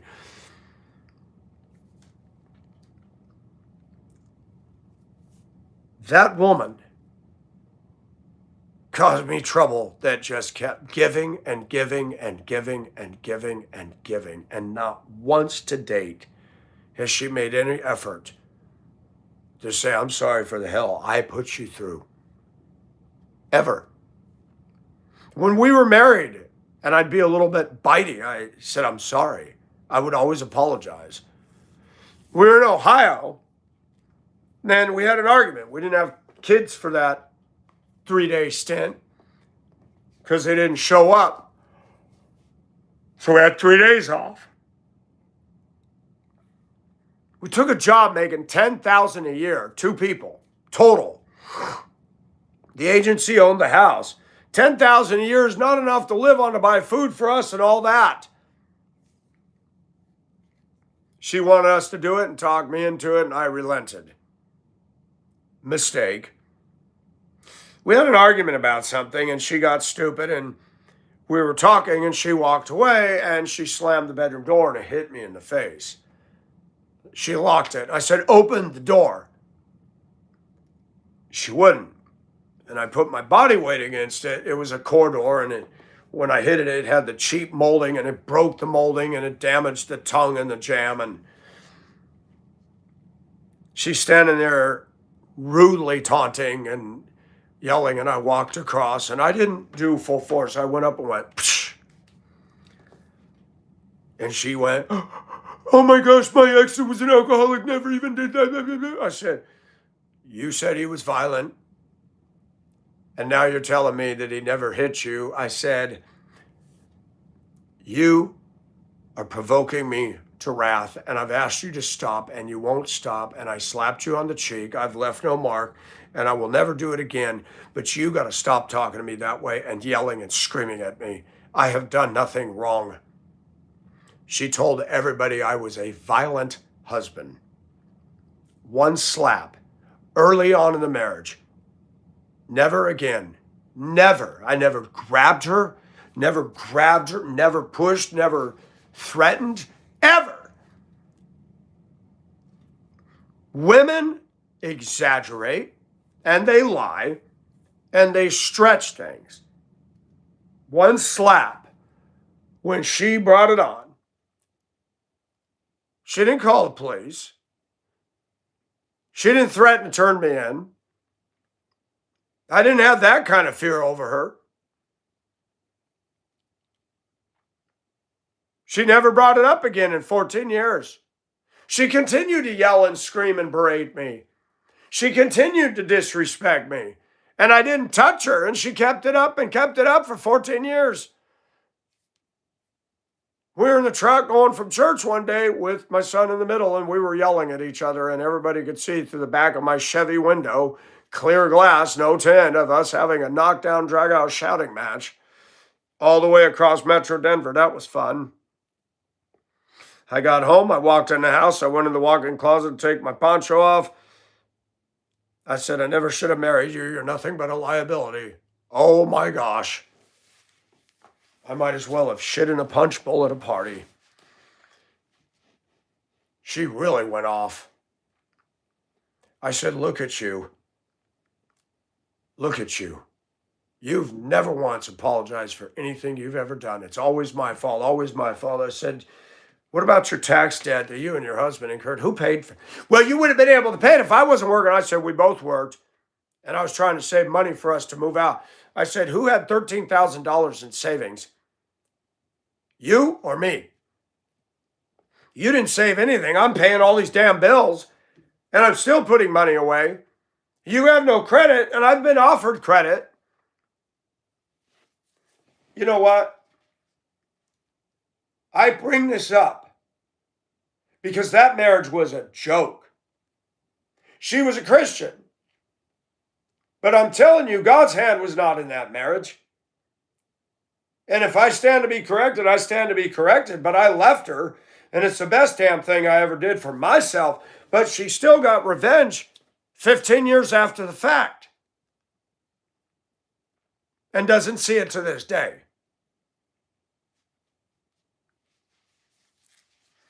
See, people worry about this. All this is a piece of clothing. But that shit that she did has caused scars and damage to my boy, to me. And everybody that she boasted to how terrible I was, none of them are her friends anymore. Not one. One of them that became her supervisor after we divorced was over at our son's Christmas party when we were married, and she was the nicest damn woman. Then she was calling her Blueberry because she got big like an Oompa Loompa, and she hated her. And I thought, I wonder if these people are turning against my ex because they're finally seeing her for what she is. When I went to pay the food bill one day, she pulled up in the driveway. I met her out because I said, you're not welcome in the house. Jim and Ann do not want you in here. And the daughter in East Denver said, do not let that ex of yours in the house. We will call the police on her. That woman's a problem. We don't want her or your son on the property. And if you're listening, stick that in your pipe and smoke it, respected people. You tried to get a restraining order against me, and the attorney said it ain't going to stand. And then you get a basket of news that you didn't know about. And then 6 months later, you repeat the same stupidity. I'm getting tired of women thinking they're superior to men because they got D's. Well, I got some too. And I like my own nipples, but I'm going to tell you something, ladies. I'm at a point now, you may be cute. You're good for one of these. You're all over the internet. I can just rub one out at the thought and not have any of the drama. And I think today that that's the best way a man can go. Rub one out and go on about your day. Get over the drunkenness of wanting an orgasm. Get the orgasm and go on about your day. Just because you marry a Christian woman doesn't mean things are going to be better. That is a lie from the pit of hell. It could be worse. And funny thing is I desire a companion, a woman. But my gosh, I've learned. I don't want to do this again. I don't want to go through any of this again. And I'll be damned if I'm going to have a 26-year-old kid tell me what the definition of a man is when he still doesn't know. You don't like my clothing? You're embarrassed of me? You say you got a cosign? You don't got a cosign for anything I do. But you've been co-signing for everything your mom's been doing, and you fail to take ownership for that. So you're co-signing whether you realize it or not. I'm not ashamed of who I am. I'm ashamed of what I've done. And it isn't because I'm wearing this. I'm not ashamed of that. I like it. I like the feel of it. I have a feminine side. I've been damaged. I've been damaged by my mother, who was a real screw-up. And you know what? I still face life. I face all the hatred and all the trolls. I'm not suicidal. I haven't turned to drugs. All these grown men out here smoking pot going to tell me there's something wrong with me. You're smoking drugs and you're doing pot. It's because you can't cope. You're doing drugs and smoking pot because you can't cope. And you give me all that excuses. I don't have a crutch. I've had to face all this. I've had to face tyranny and tribulation from Christians, non-Christians, Republicans, Democrats. Ann Woodworth was a Republican and a Christian. She was horrible to deal with. She drove her husband to alcoholism. And contrary to popular belief, most of the problems in American society are the direct result of screwed up women, not us. Because we gave them too much power. They're all over the internet. Some flaky bimbo in Minnesota can run across the snow barefoot with her little butt cheeks shaking in her yoga pants, and all the guys are slobbering over that. Yeah, wait till you move in with that. Talk about slavery. You think you're going to get good lovemaking? She might give it to you once. Then you got to deal with her narcissism and the bull crap. I'm sorry, ladies, to come down hard, but that's reality 101. Every single woman I talk to, it's always all the men's fault, never theirs. Never. Oh, they tell me things I know are true about their exes, but they don't take ownership.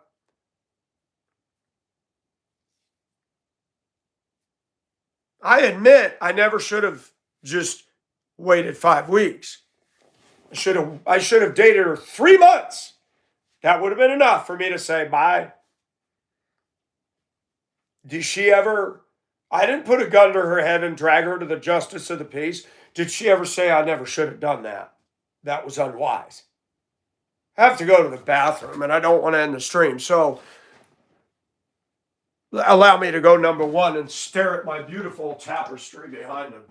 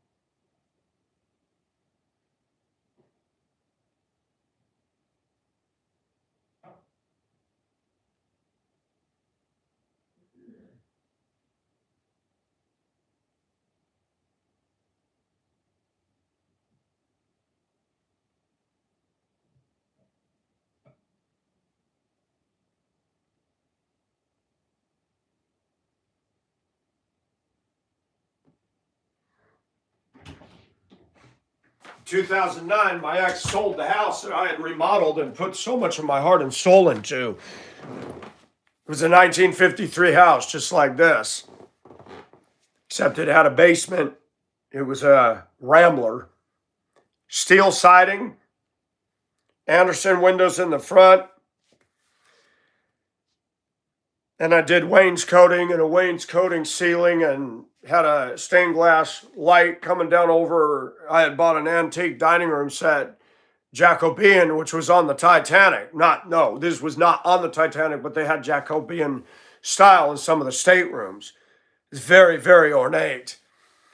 And I had a big china hutch, that was very old. Had antique school desks with the wrought iron, had an old sled. I bought a church pew.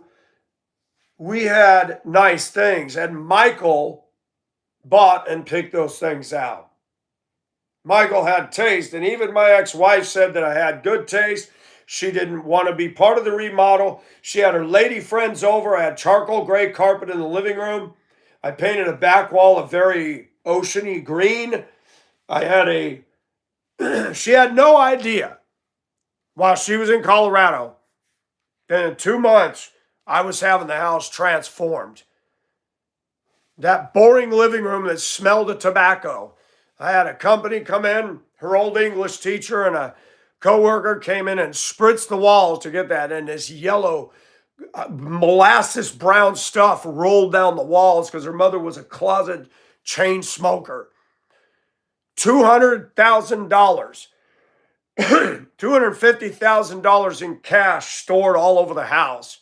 15 or 25,000 in Electrolux canister vacuum. A bra container with 15,000. 2 wrapped what looked like pumpkin loaf aluminum foil. Neatly folded money. There was money all over the house. And Michael didn't go hog wild. Michael wanted a Super Duty 4-door long bed diesel pickup. I could have bought it cash. I didn't. I bought a 1995 used F-150 that was a jazz maroon red for $3,500.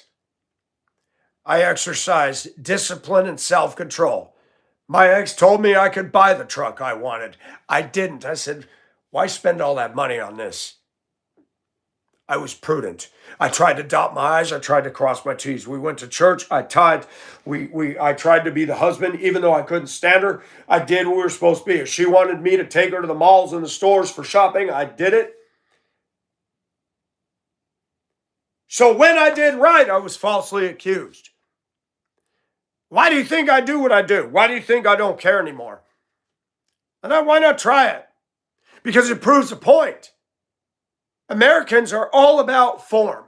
They're all about packaging. They're all about game playing and acting.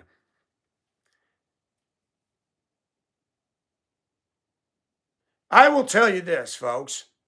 All these women on YouTube and all these grown men pulling in big money and big views, they don't have one of these. They're not going to be genuine and transparent or real. Paul Joseph Watson is not going to get real about himself. Now he's got memberships. Now he's got they're all about the money. What I put out here is heart and soul. And this is why I've had problems in society. When your heart and soul in a society that's owned by corporate, owned by television, owned by sports, you might as well have sponsors. I have none. You're defined by Starbucks. You're defined by an SUV. You're defined by your dog. I'm defined by absolutely nothing but me being true to Michael. People don't like that raw reality. Men like all these women trying to act like dudes, talk like dudes. And then they say they're not gay. You don't want a lady. What you want is a woman with a penis. That's what you're trying to get. I don't want those kind of women. I don't want a woman who can climb under my truck and work on it. No thanks. I don't want a prissy.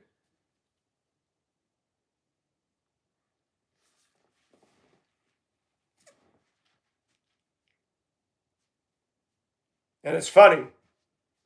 I've tried to experiment and try some social experiments. I like to go out in public and do this to see what people will do. Ironically, nobody says a word. They do it online because they feel safe.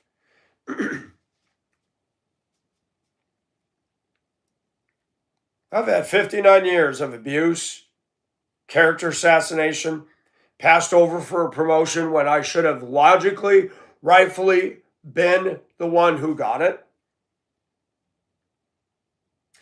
I've been fired for stating the facts. I have had things said, written, and uttered about me that are far from the truth. A mother who's still alive who does not believe the truth about me has lied and character assassinated me all my life. And it's sad. She was miserable and wretched, and she's still alive. The dad that adopted me is gone, and she was oppressive and nasty to him. Why is it that the worst people have longevity? They're the copper top battery that never dies. And good people are taken.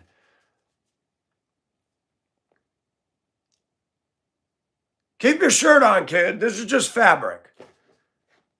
I'm not looking at your butt, boys, going, oh, nice ass. Don't worry, I'm not into that.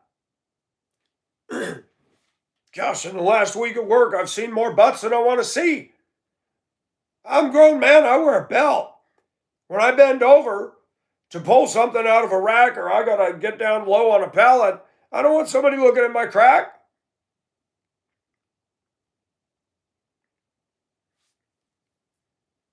Guy lost his job because he told somebody to pull up their pants. It was not his place to do it. And the guy cussed him out and he cussed him back and he was fired. The other day he was bent over something and I saw that much of his red butt. I'm like, why is his butt red? And it wasn't something I wanted to see. It was like, why is that emblazoned in my mind? Every time I look at him now, I see a red ass. Gross. I should have walked over and said, hey, dude, I'm seeing 6 inches of your crack. Pull up your pants. I wonder if he would have cussed me out. No, I'm just doing what you did to the guy with the pants sag. It's funny. It's funny how people are so self-righteous and judgmental, and then you'll see them do the same damn thing that they've criticized somebody else do. Oh, it's amazing. And this guy's been acting like a horse's ass. But watch this. You know, HR said, can you try to say good morning? I don't want to, but I'll try. I didn't think he'd be there yesterday because he looked sicker than a dog, and he came in and he actually looked bright in the face. I said, well, hey, your countenance looks much better today. You feeling better? Yeah, I took some Dayquil. I said, well, it shows. I said, glad you're doing better. And he continued to act like an ass for the rest of the day. A Christian ass.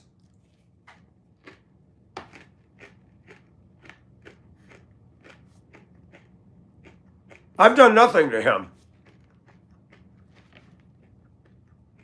He came up to my 310-pound, 6'8" coworker. Said, if you ever take something out of a bin or you see something that drops on the floor, and he said, I always put it back. And he goes, that's right. And he accused him of leaving this big heater on the floor. Now here he goes again, making accusations, being the boss. And he's not the boss. He's not the manager. He has no authority over anybody. Those are the people you do not want to put in leadership. They're called power trippers. And they suck at leadership. Because they want to control everything, but they don't control their own damn self. I don't want to be in charge of people. And you want to know something? That's why I should be. I don't want to be in charge of people because people are hard to control. I don't want to manage people.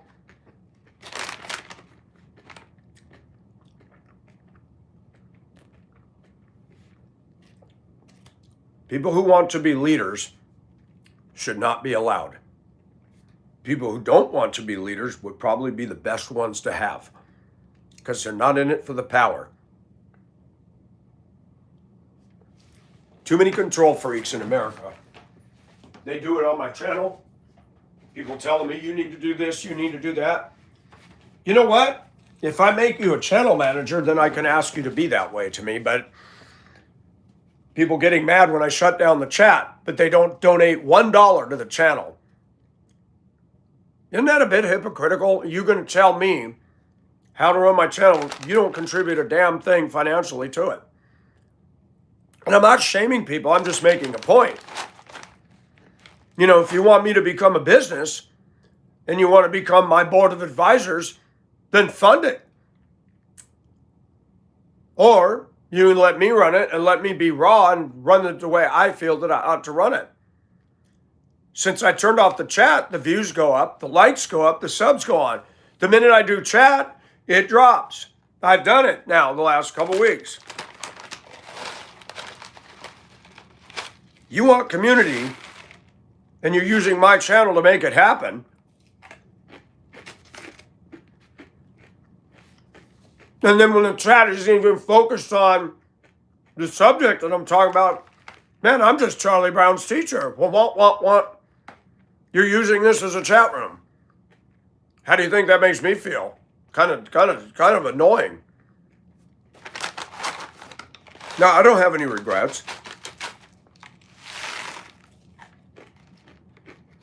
People come here because they want something. Some people get entertainment value out of YouTube. Some people get pornography value out of it. Some people get informed. People have different motives for coming to my channel. Some gay men are looking at me and they like what they see. I don't care. I'm not gay and I'm not going to go and involve myself with that. I'm not going to change my ways just to be unattractive so that no gay man stumbles over me. If they want to look at me and get their jollies, let them get their jollies. At least they had a good day. I don't care. You know, as I've gotten older, I've tried so hard to walk the straight and narrow, and it's very hard. Nobody can do it. But we teach ourselves these lies. Churches try to keep perpetuating this idea that we're going to attain to sinless perfection, and we can't do it. So if somebody has a happy ending looking at me, great. Now, you and I aren't hooking up, but that's awesome. Because I've had a happy ending looking at some women on here. I don't care. That's what relationships have turned into today.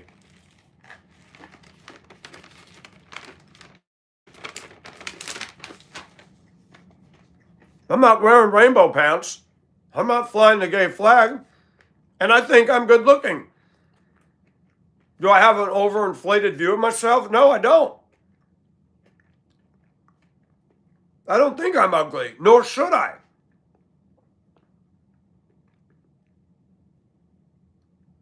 I've lived in harsh environments, snow, weather-wise, sun. I thank God I don't have skin cancer. I thank God I don't have all these defects all over me. I have a sex drive, and I have nowhere to park it. And you go to church on Sunday morning and have to hear about purity, purity. I'm sick and tired of hearing about purity. I'm sick of it. And I'm sick and tired of the church pushing for people to hurry up and get married. And then when they divorce, the church wants to judge them for being divorced, and then they stigmatize them. The church is part of the problem. Because when men in the pulpit don't deal with the baloney of what I've just talked about, go to churches in America today. Spend some time in there and ask yourself, do you really see women growing and changing in the grace of God? I don't. They come in there and they're parked at a certain age level mentally and they stay there.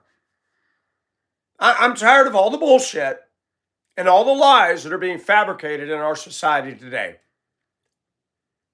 I don't care if you're a woman with 29 highlighter pens and a big quilted Bible cover that says, as for me and my house, we serve the Lord. No, you're serving yourself.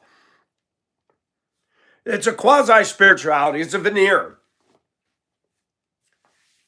And veneers don't like hardwoods. I'm a hardwood. I'm rough cut dimensional lumber. You ever seen that? It's splinters, man. Rough wood, and it's hardwood, but you rub your hand, they're not these shiny 1.5 or 1 3/4 by 3 3/4. That is not a 2x4. Just like the store. You used to get a 1-pound bag of frozen veggies. Now the bag's gotten smaller, but they kept the price the same. It's all an illusion. It's all smoke and mirrors. Life out there by corporate America, smoke and mirrors. I like a good orgasm. I'm not out there hooking up with a woman on Friday and bopping her and getting sucked into a vortex. One, because an attractive woman in Augusta is not going to come after me. An attractive woman anywhere in the U.S. is not going to come after me. And if they do, it's probably because something's amiss. They need a life preserver. I've come to the conclusion that women are a Wall Street commodity today.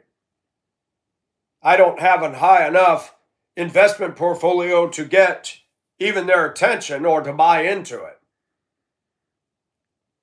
And what are men left with?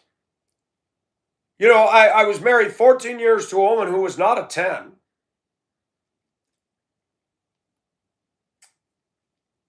I was at Denver schools, and a girl who's now a supervisor, she said, "Oh my gosh, I saw your girlfriend." I said, "Girlfriend? I'm not seeing anybody." "You were at Walmart." When I said, "That's my ex-wife." "She's your ex? She's pretty." I said, "Oh my gosh, no, she isn't." It's amazing when you go through something with somebody, you don't think they're pretty no more.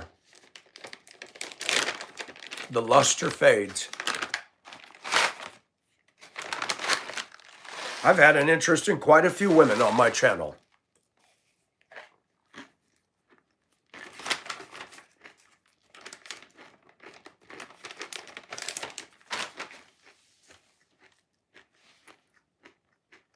Five-second rule.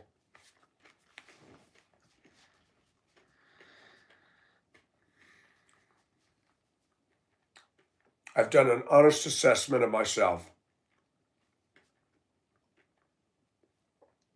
What I want, and I cannot have, is a woman I can enjoy without all the drama, without all the sticky tar baby messes that come with it. A woman that I can make love to. She smells good. She looks good. We can talk, we can eat together, and we're in harmony. That is very, very, very, very, it is almost impossible to find that today on these shores. I went overseas to try to find it. We all know how that went. Then I've learned something. Women are the same. Geography changes, culture changes, but the same ingredients exist.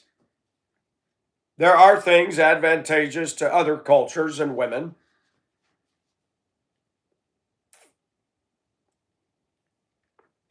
There's a woman in Zambia that I was in contact with for years. She wanted me to marry her. She did not want to come to the U.S. She wanted to visa me to Zambia. I like her as a person, but I didn't have that attraction that way.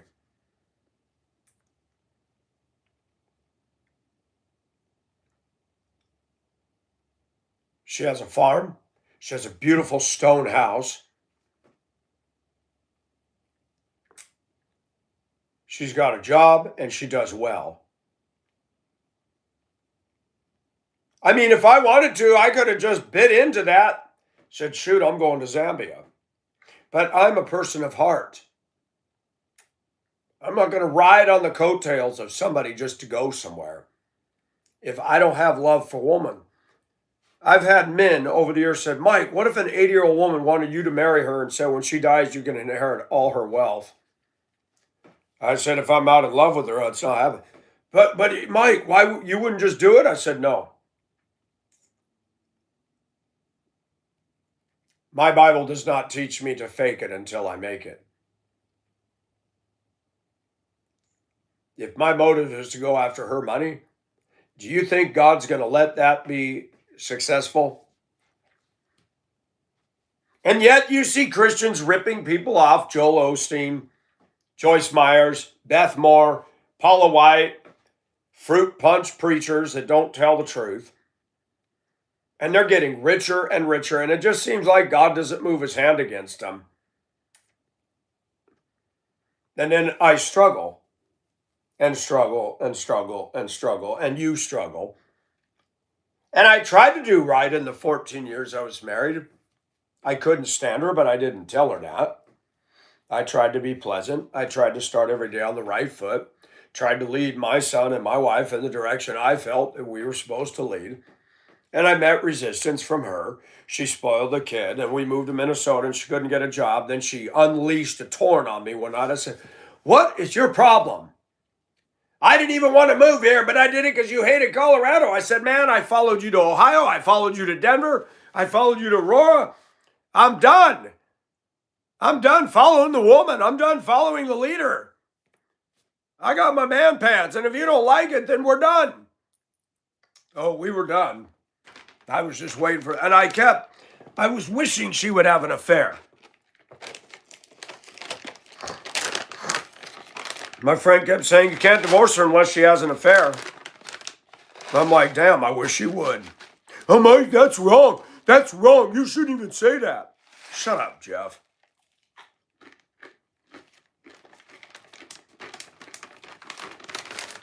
You know what set me free? As far as it depends on you, live at peace with all men. Women is in that too, by the way. If I have to deny the authority that God has given me, if I have to keep my mouth shut in my house under my roof so as not to create drama and offend my wife, I'm not the head anymore. She is. When every time I try to approach a legitimate complaint that's met with a backlash and criticism and arguing, there's no peace. Whether I had biblical grounds to divorce her and leave her or not, no longer matters. When I realized that she agitated and antagonized me so much after 14 years that she had got me to the point where I wanted to just go, "Shut up!" And I didn't even threaten. I went downstairs and I said, "God, I got to get out of here. I've got to get out of here." Women in America, a lot of the abuse that goes on, you have, not all of you, have brought on yourselves. You put a man in a fight or flight mode, and you should never do that to your man. The Bible tells Christian women, if you have a man who doesn't even obey the word, that it will be won over by your chaste, basically ladylike, sweet behavior, not this up-in-your-face feminist. Don't put your man on defense. He's supposed to protect you, not have to determine whether he has to run from you or knock you to the floor. And I'm tired of women saying violence is not okay. It isn't okay. But neither is you baiting and antagonizing, and nobody talks about that aspect of violence.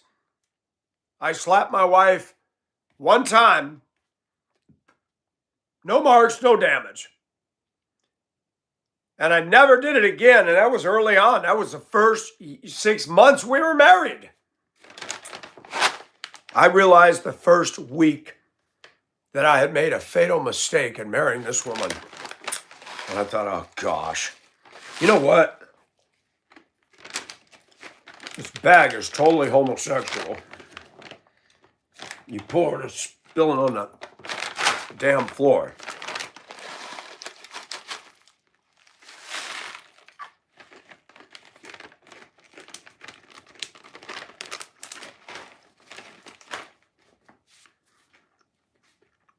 We're all good at judging, aren't we?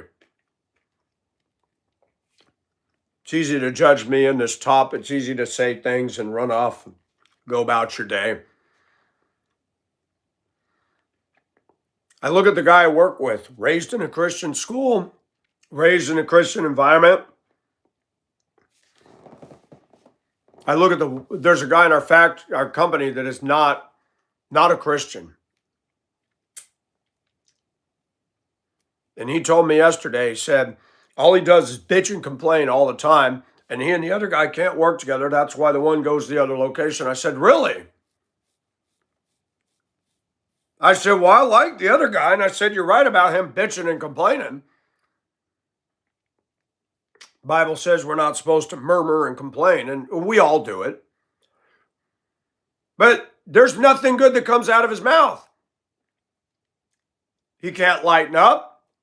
The other day he was pulling a pallet jack and hitting. I said, I called him by name. I said, are you running everything over again? Instead of laughing or whatever, he just doesn't answer. And he comes up and accuses this big guy of putting something in the aisle or dropping it in the aisle. And I said, you don't drop. He goes, no. I said, you didn't put that. He goes, no, I didn't. I said, thank you. I marched in the super's office. I said, he just accused.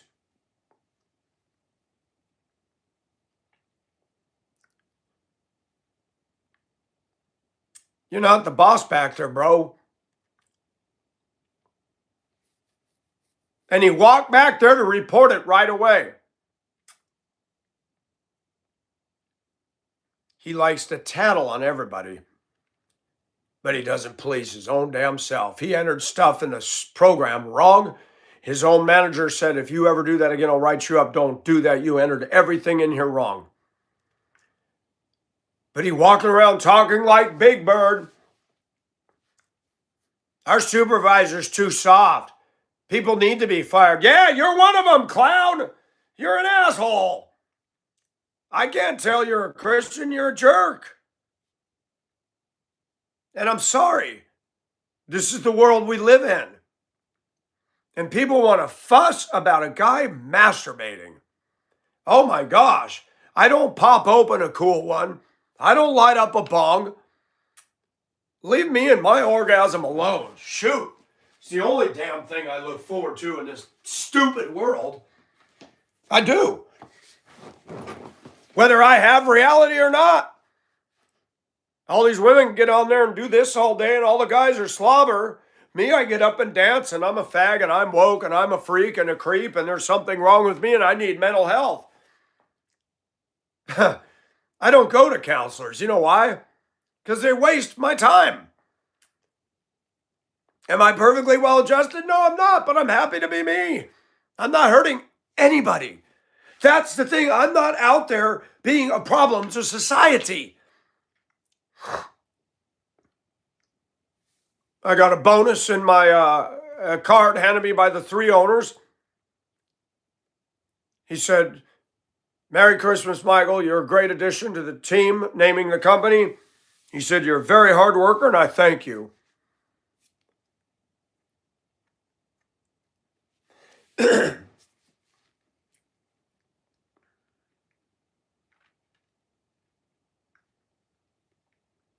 See, you can have the qualifications on the front. You can wear the right clothes on the front, and you can be an asshole. Have we not learned that in our society?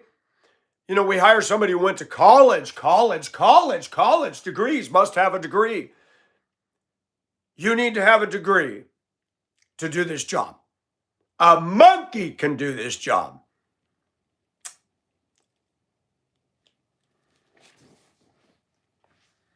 One thing you cannot get a degree in, folks, is common frickin' sense. And that's disappearing. We're still fooled by suits and ties. We're still fooled by college degrees. We're still fooled by those that claim to be pastors. We're still fooled by marriages that look good on the outside and are full of termites within. We're fooled by an image. We're fooled by packaging. When Easter comes, everybody wants those peeps. There's not any nutritional value in a peep. They simply taste good. 82 likes. Thank you, everybody. And thank you for some good viewership. Thank you for taking time on your Saturday to listen to this crazy guy. I appreciate that. I'm honored. But I like who I am. I'm sorry I don't meet your expectations. But I'm not a corporation. The customer's not always right. Your opinion of me may be right and it may be wrong. Okay? So I do what I do and I be who I am and I be true to my own self. Didn't Shakespeare teach us that? And guess what our society teaches us not to do? Be true to our own self. Sad. Christians, churches teach us to put on a mask, to act. You're here to work. Act professional.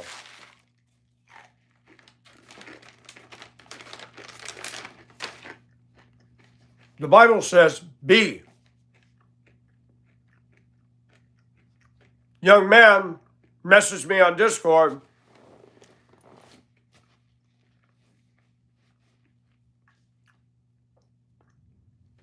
And he said he likes my channel because he senses real community here where everybody cares about each other. And he's right. There's people on my channel that do not agree with my Christian beliefs. They're gay and lesbian on this channel. I don't run them off. You know why? Because if they're sitting here listening, then they're not the enemy. They may not agree with me, but that's okay. At least they're tuned in. And this is our society. You don't agree with me? Get away from me. If people aren't affecting you negatively, then they want to be around you, let them be around you. You may be the only Bible they'll ever read. I don't care what a bunch of clowns think about. I've had abuse by Christians, non-Christians, Democrats, Republicans, conservatives, liberals. And if I was to sit here and digress and tell you some of the greatest people that had the most profound effect on me, they would shock you.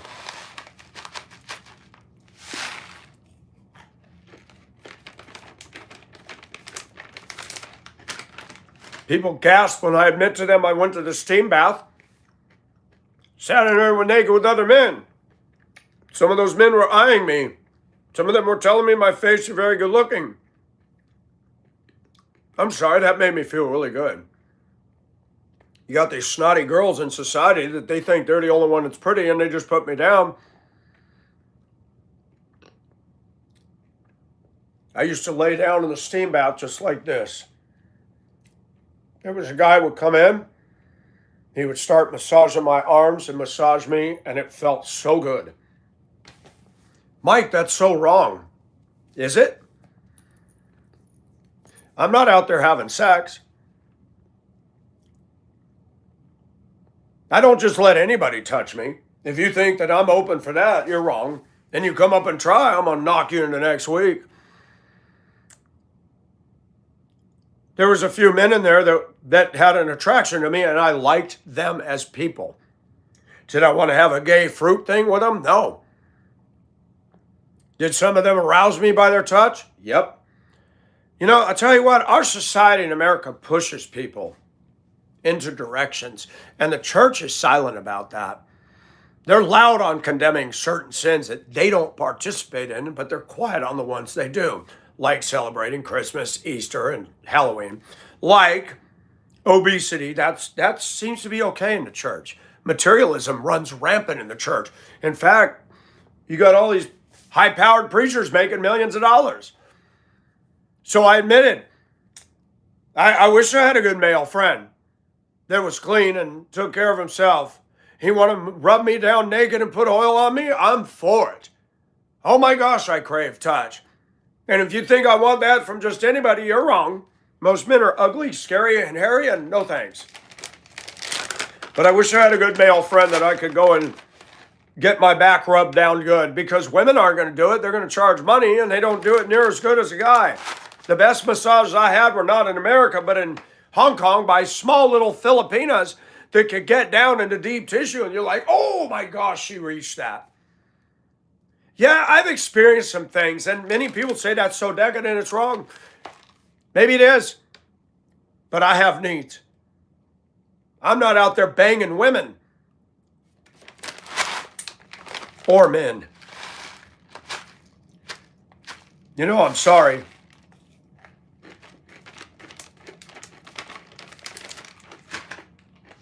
I don't support LGBT.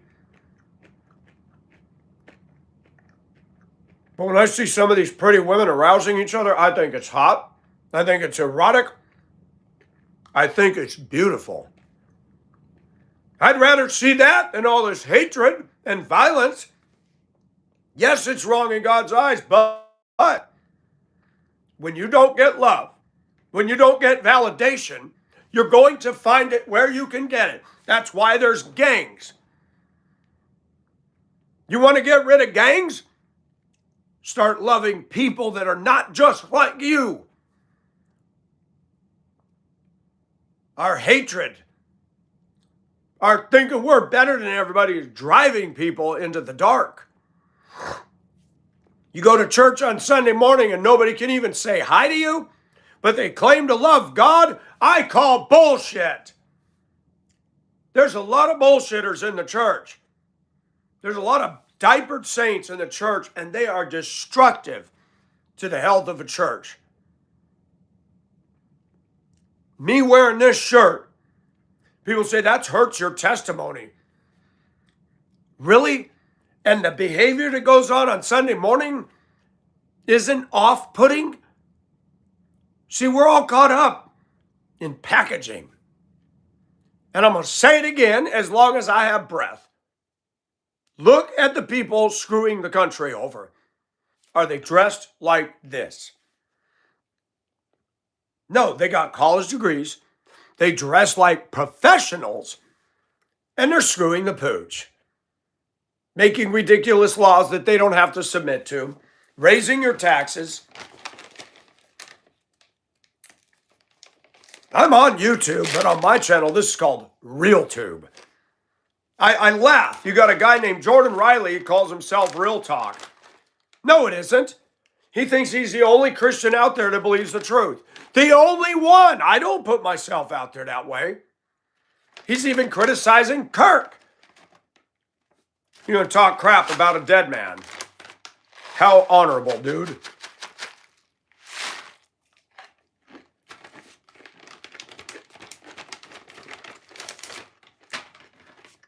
He's making $70,000 a year off his YouTube channel.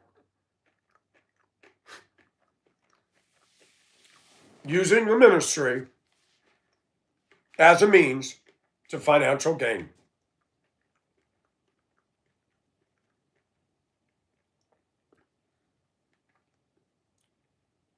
I'm a very touchy-feely person. And if you think you can put me in a box and you think I look at all men and I'm checking them out, I don't. I don't check out men. There's days I've been horny, really horny, usually when I'm starting to catch ill. And I'll look at some men that are smooth and clean and got nice chests. I'm like, wow, that's hot. I don't want a relationship with a penis, personally. You know,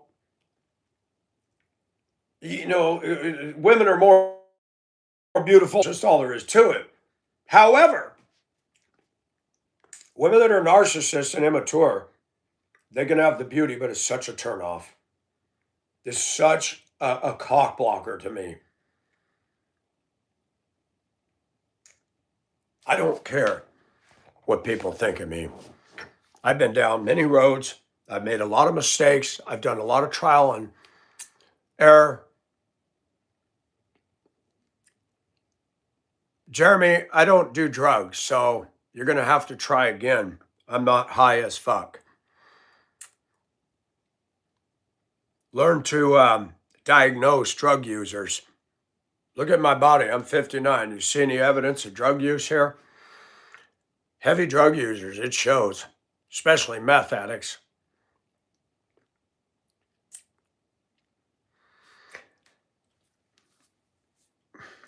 What does high as fuck mean? I didn't know fuck was high.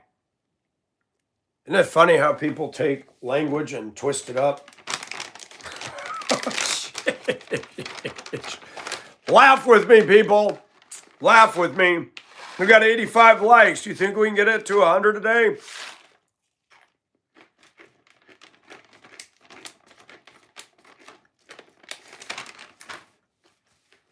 People will do everything they can to manipulate what I'm doing.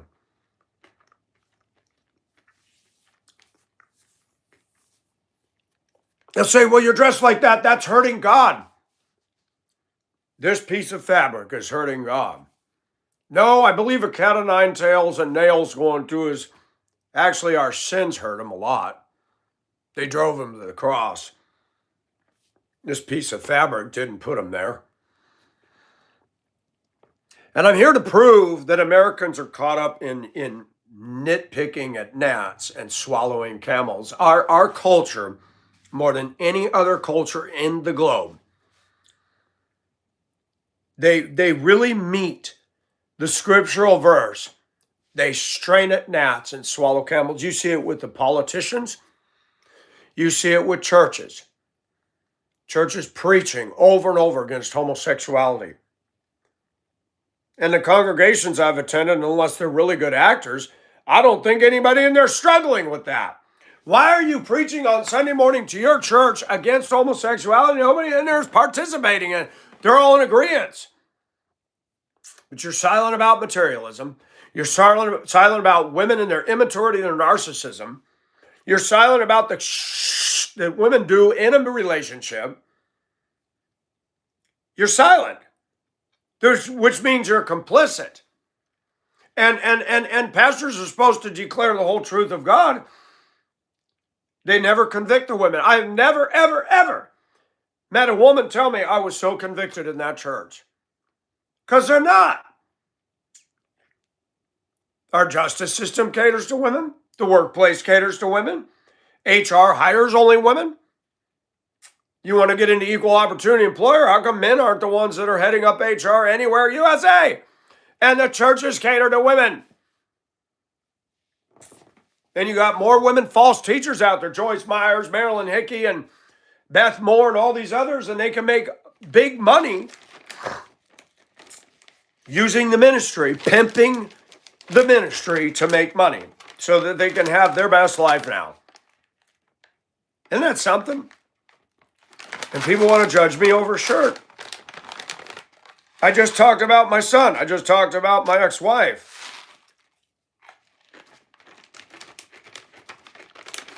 Both of them have done far more damage, caused me more harassment, persecution, stress, anxiety. It got so bad there for a while, I just wanted to die. Jeremy, shut up. I see your comment flying up on the screen. Shut up. Go find somewhere else to play. Just because you're a troll doesn't mean you have authority over me. Boom, goodbye. Because when I get done, I'm going to delete your comments and put you on high. And then you're done.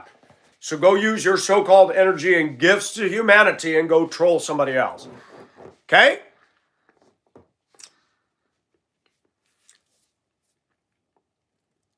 I love the people that can't chat. Now they'll go and bomb all my other videos with their dumbass comments. Trolls are idiots. Period.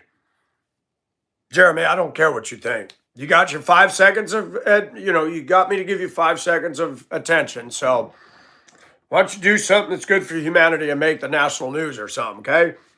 Hopefully for something good. So anyways, I didn't used to be like this. I used to be so scared. I was so afraid of everything. And now I've got confidence and I'm outspoken. And you know what? Just like the old deodorant commercial, raise your hand if you're sure. I'm proud of who I am. I'm not like anybody else. And it's not my job to be like anybody else. Ever. Those positions are taken. They're not hiring.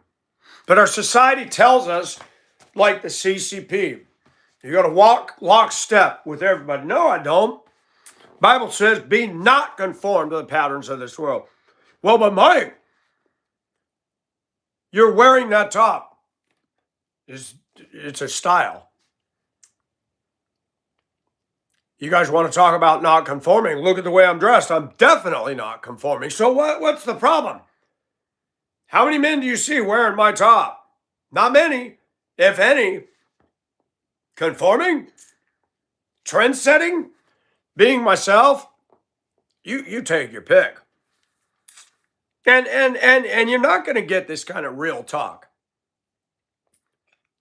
Most people on YouTube, I hate it. All that stuff gets stuck in my teeth and I'm sitting there making all these noise trying to. Anyways.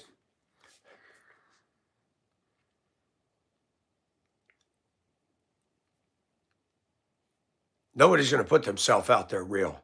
Do you know why men don't do that? Because they don't have the confidence. They have a smokescreen confidence. Paul Joseph Watson is not going to be real. He talks with a condescending and an arrogance, and you like to listen to him because he's funny. He's never going to tell you about his own deep, dark struggles. He's never going to do that. It wouldn't make him the money. Mark Dice, Benny Johnson, all these big heavy hitters out there making the money. They're regurgitating what we've already know. If you just search around the internet, you can get a feel for what's going on, and they're just commenting on it. Mine is not scripted. I don't have special effects. It's real. And that proved to me something, that people want to hear real deal. Not everybody's fascinated by bells and whistles and all that. And I don't hate women. I don't have hatred towards gays. I'm not gayophobic. Even though a predator latched onto my then 14-year-old son. He claims he's not into that today, and I'm glad to hear that. But there's a rift. And I don't believe that's my fault. And I do care. And deep down inside, I'm glad I have had a son to carry on my bloodline. I used to brag before he was born that the bloodline ends with me, and it needs to. But God works things for good, even if we make a mistake. He brought this boy into the world for a reason, and God has a purpose and plan for my son. Praise his name. And it may or may not involve me and him being tied together. That's okay.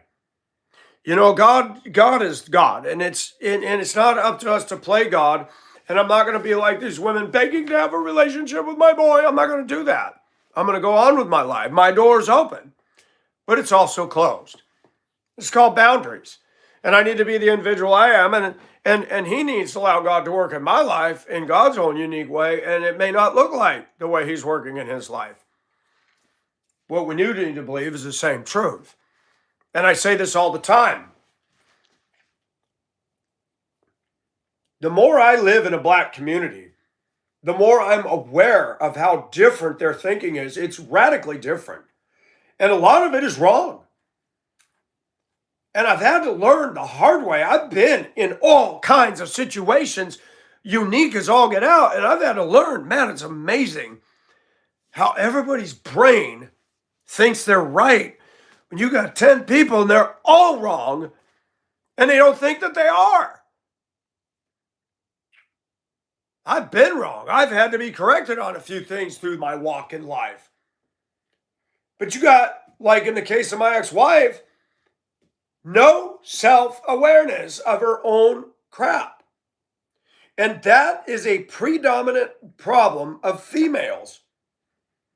That is a predominant problem that is systemic and a pandemic in American women. They think they're perfect. They think that they're God's gift to whatever. Don't believe me? Go look on YouTube. Look at all these girls on here. They're impressed with and love themselves. They're not producing content at all. They can play irritating music, but because they're showing a little skin, they get 31,000 likes, 315,000 likes. It's called porn, people. Pornography.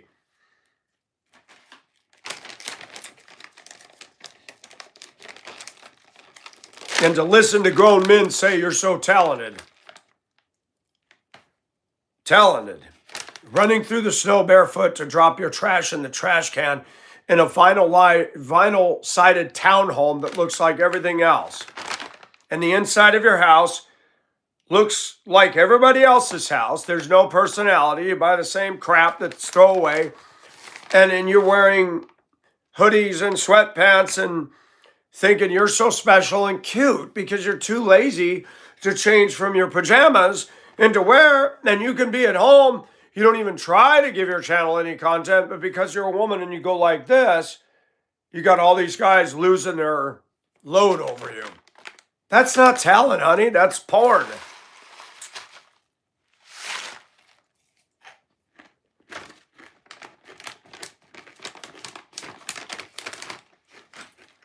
So even though I made a mistake and married the wrong woman,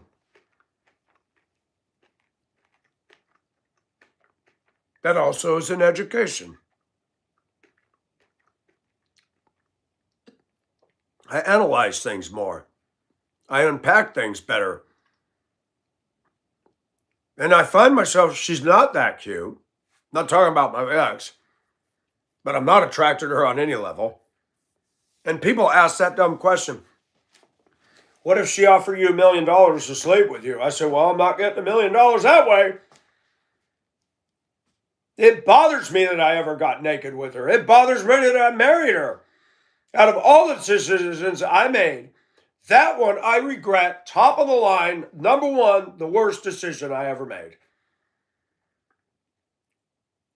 Women are vengeful. They're petty. They're unaware. And the church in America is full of these kinds of women.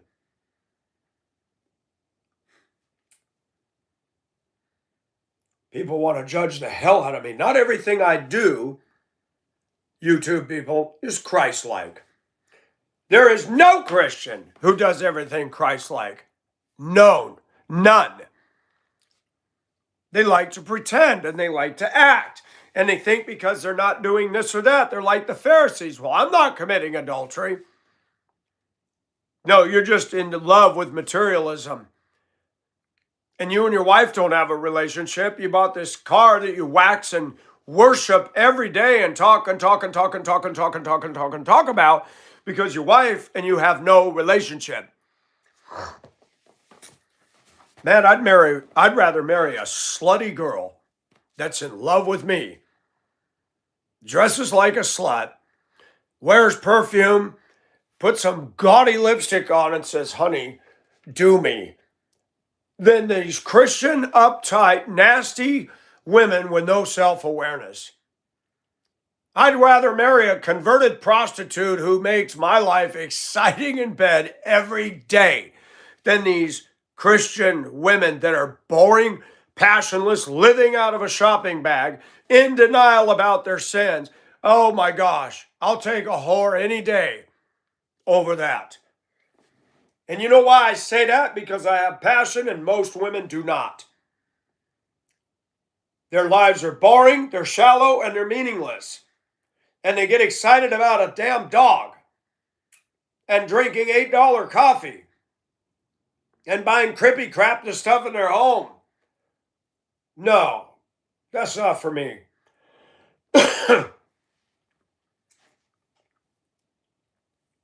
People comment on my woodwork in my house. Why can't I find a woman like that? Have you seen these new homes today? They're not beautiful. They're charging exorbitant prices. They got the fake high ceilings, some brick cladding on the outside. They look like Tudors. And you go inside and they're just blah. Giant open rooms, white walls, white this, fake cabinetry, everything's faux. Fake those snap together crappy floors. You know, everybody gets excited. Oh, I can put those. They look crappy. It's fake. They're not wood. They're not tile. And you can tell it's vinyl. I've left all my floors concrete. I refuse to put that crap down. Eventually, I'll get some garage floor paint and paint them all.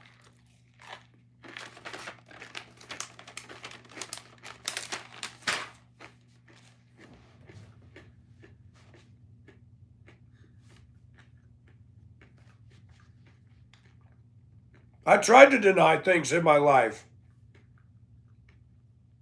God won't let you do that. God, if you're a Christian, will bring you to the point where you see the yuck in you.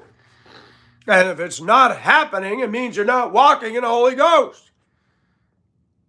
I see the stuff in me that's not good. I always have. It's been pounded into me by an abusive mother. My mother doesn't have self-awareness. Never did. She's a movie projector. My ex-wife is a movie projector. And the sad thing is, I was married to her. She created her own productions constantly. Drama, denial, all the ingredients of a soap opera. I just told you a story. What grown woman lets a 21-year-old man move in the house to be a mentor to a 14-year-old boy who brags that he's bisexual? Who does that? Christian woman with a degree in psychology? Is that rational? Son, don't talk to me about being a man, please. You didn't clean up the $105,000 bill you incurred in the hospital room. You didn't clean up your mother's $15,000, $17,000 IRS debt. You didn't move all the way to Duluth and start a job and face all the bullying and the suffering. And guess what, son? I never, ever, never, never took what my mother grew me up in and put it on you. I never abused you, verbally, emotionally, or physically. I prayed that God would help me to do the right thing, and I did my best. And I failed you because I divorced your mother. But I couldn't stay with her because I'm human and I couldn't do it. And I know that affected you. But it's now 2025. You've told me you don't like the way I'm dressing, and you don't. That's fine. That's fine. You have a right to that. But let me make it clear, you're not co-signing to me. I didn't ask you to be a co-signer because I don't need a co-signer. I'll pay for my own stuff. Okay? And you don't ask a father that you have no contact with, can't return a text message, didn't even return a text message answer when I asked you questions. So do you think I ought to cut my hair too? I'd have said that somewhat cynically, and you didn't even answer that. So you think that I should just give you something because I'm your father and you've given nothing to me. But heartache, fear, bills, the damage, character assassination, threats, and I forgive, but you have never come to a point, if you supposedly got saved and told me, hey, we need to talk. I'm sorry what I put you through. We've never been able to, you've never allowed me to be able to talk and get it off my chest. And you live with a mother who to this day has character assassinated the hell out of me. She will stand before an almighty God for that. And she's from northern Minnesota. And northern Minnesota is known for not telling the truth about themselves. I remember when I lived in Virginia, something stood out to me up there. And yes, every town in America has a fingerprint. They're not the same. They're not the same. Especially when you go up on the Iron Range of Minnesota. It's called the Iron Range. I called it the Iron Range. I got my problems, but that place is not a good place to live. And you would tell somebody something in that town and they had to one-up you. I call it one-upsmanship, and my ex did this all the time, and it used to drive me nuts. When she was staying at home when our son was first born, I'd come home from work. I said, man, today was a terrible day. And she would always say, oh, well, that was nothing. Wait till you hear what I went through.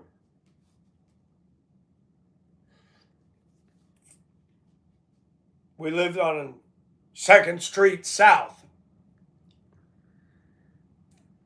And people came up not knowing anything about me. You know, the winters get really cold up here, Michael. I said, yeah, I lived in Duluth.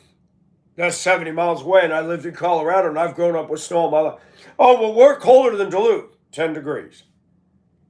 Yeah, 10 degrees. Yeah, I'm used to the sub-zero. I was wired for that. You told them you went out on a boat on the Pacific Ocean, an actual ship, and they'll say, well, I have a boat. Yeah, it's called an Alumacraft. Oh my gosh.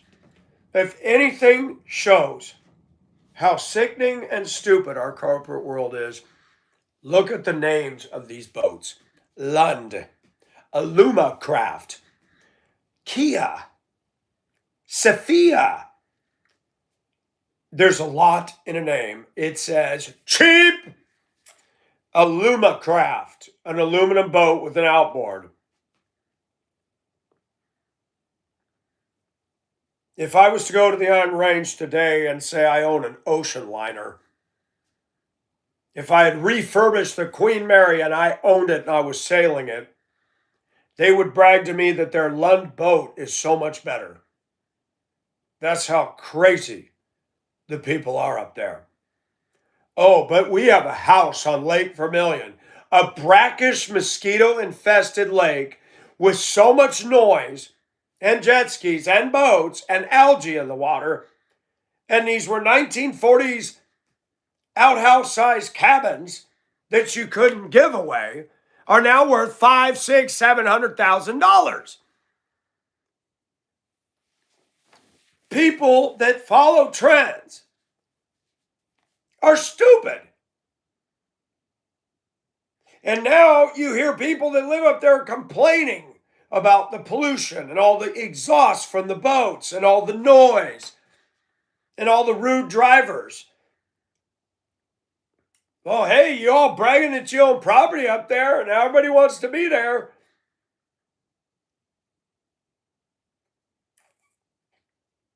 People are so stupid. I grew up in California. I looked at homes that overlooked the Pacific and Malibu. Now that's a hell of a view.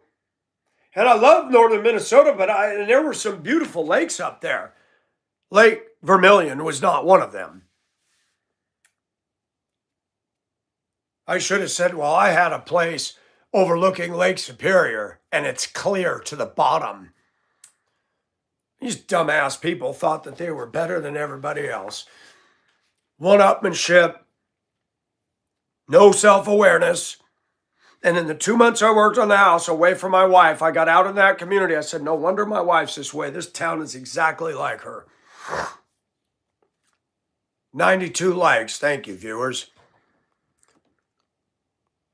You know, did it ever occur to you why I have such a struggle with sin and lust and intimacy? Is anybody able to put all that together? Anybody? Anybody at all? You know, these trolls think they're so smart.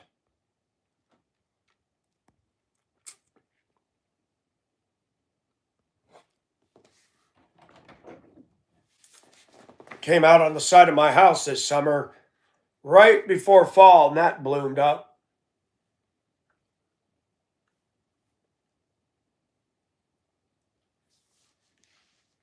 I thought, what a pretty flower.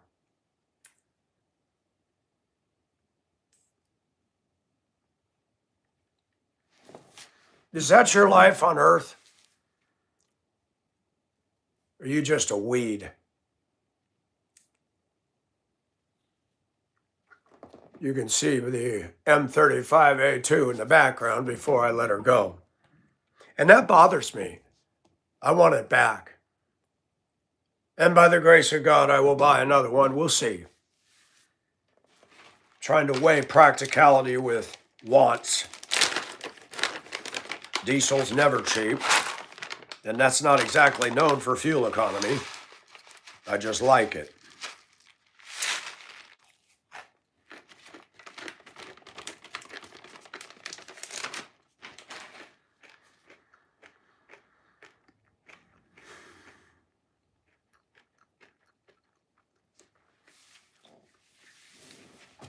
I grew up watching Indiana Jones and James Bond. What did those movies model? One wife for life? Hollywood never does that. And you go to church and you look at boring Christian people with boring lives that are faking it until they make it. You ask somebody how they're doing when they just had a knockdown, drag out argument in a car that you witness. I'm doing well, Mr. Mike. Now there's clowns doing it at work. Mr. Mike, who started this crap that men and women are now talking to us like we're children in an elementary school? I'm going to address it. I'm going to say, hey, Do me a favor, either call me Michael or Mr. Nelson, but I'm not in grade school, dude. I don't like that. Please refrain. I'm not Mr. Mike. I hate that. Our society follows the beat of the same drum, and I hate it, and I won't. And that's why people attack me. Agree, disagree, I'm an individual. You will not find a YouTube channel like this. You're not going to find a conservative wearing a woman's top talking the talk I talk. And that's good. I'm not a photocopy. I'm not supposed to be a carbon copy of anybody. Analyze yourself. How much stuff do you not do because you're afraid of what everybody else thinks? You know who you are. That's most of you. Most of you. You know, it's funny. A guy goes to a football game in Denver for years, no shirt on, got suspenders and a barrel, a plastic barrel. He's got draped over him. They call him the Barrel Man. It's snowing out there. He's got a beard, and he's got the whole number one. He is a devoted Broncos fan. Nobody called him weird. Nobody made fun of that. But then you see me celebrating my individuality, and man, I get the hatred. You got a grown man sitting out there in a snowstorm with no shirt on? I would have to say there's something wrong there. I met somebody just before I left at the rec center, told me he knows a guy that's got the barrel. The guy ended up dying. Then he acquired his barrel and he put it in his Bronco memorabilia collection.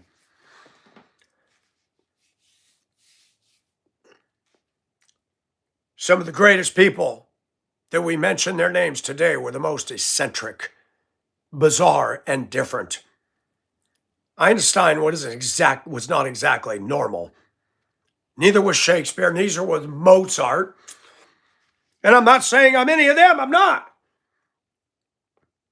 But there's a need for genuine authenticity and individuality, and individuality is not getting your whole face pierced to look like all the other face piercers.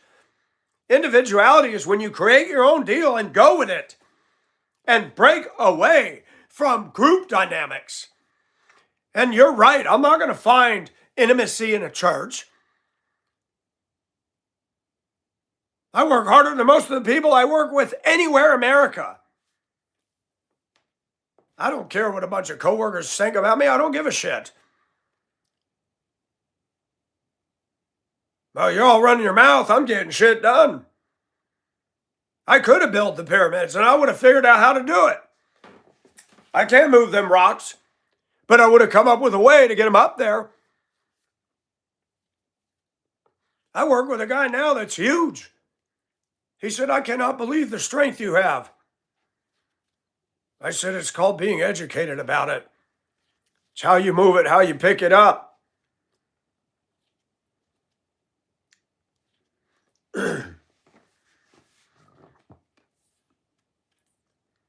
And working on this house taught me something. Try holding up T111 4'8", 4x8 panels. That's heavier than standard plywood. And mounting them on the siding and making sure they're level and trying to hold a screw gun. So I got smart. I got a bunch of 2x4 shims, put them down at the base of the dirt by the slab. I got a piece of wood, put it underneath where I could move, leverage the thing. I'd get it up against the wall and I'd push it down like an accelerator pedal, hold the drill, because I knew exactly. I'd mark on the actual paneling. I'd put a little mark and say, drill it right there. And I measured before from stud to stud. And then I'd measure from where the edge is. You can drill here. I hate it when people drill through and miss the stud. Now you got a hole in the wall. There's satisfaction to be gained when you have nobody else to help and you have to figure it out. It's hard. I get frustrated. Sometimes I cuss and fuss. But then at the end of the day, I say, wow, God, we got it done. By the way, if you want to know how to have a hot water toilet, I can tell you how to do it because I've got one. Jeez. That was a mistake, but hey.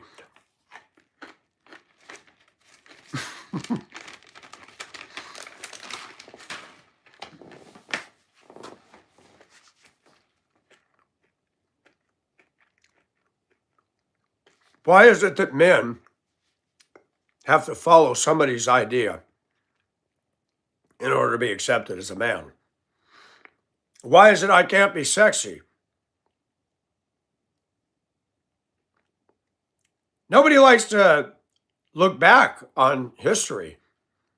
The Romans had the toga and it came underneath and they had this arm out. If I could have a woman seamstress shirts for me that way, I'd make them and I'd wear them. I don't want to dress like everybody else. I don't like it. I don't want to drive what everybody else does. I love driving that M35. Yeah, it's not a fast truck, but it commands respect and it commands authority. And all these guys bragging about their $80,000 Silverados, even they were getting jealous when they saw that. I don't want to be like everybody else. Remember when Taco Bell had their commercials? Think outside the bun. McDonald's, Wendy's, Burger King, Jack in the Box. How many ways can you make a burger? Charbroiled, flame boiled, cooked in a toilet bowl. I mean, come on. Think outside the box. But Americans, they hate on you for being different. And they got to let you know how terrible you are. And I've noticed something. I was afraid all my life and never stood up and faced bullies. Now I do. You may never be strong enough, but if you have the fierce determination, they will eventually move on. Bullies are cowards. They get off on it.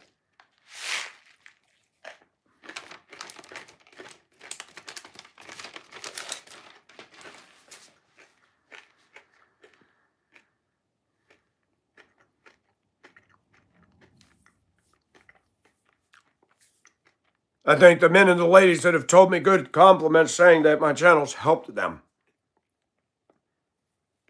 That's worth more than money.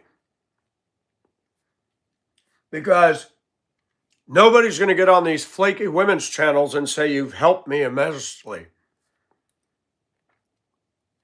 It's sickening to watch American men go stupid over a stupid girl on YouTube. And then I wonder why I don't get along with most men. There you go.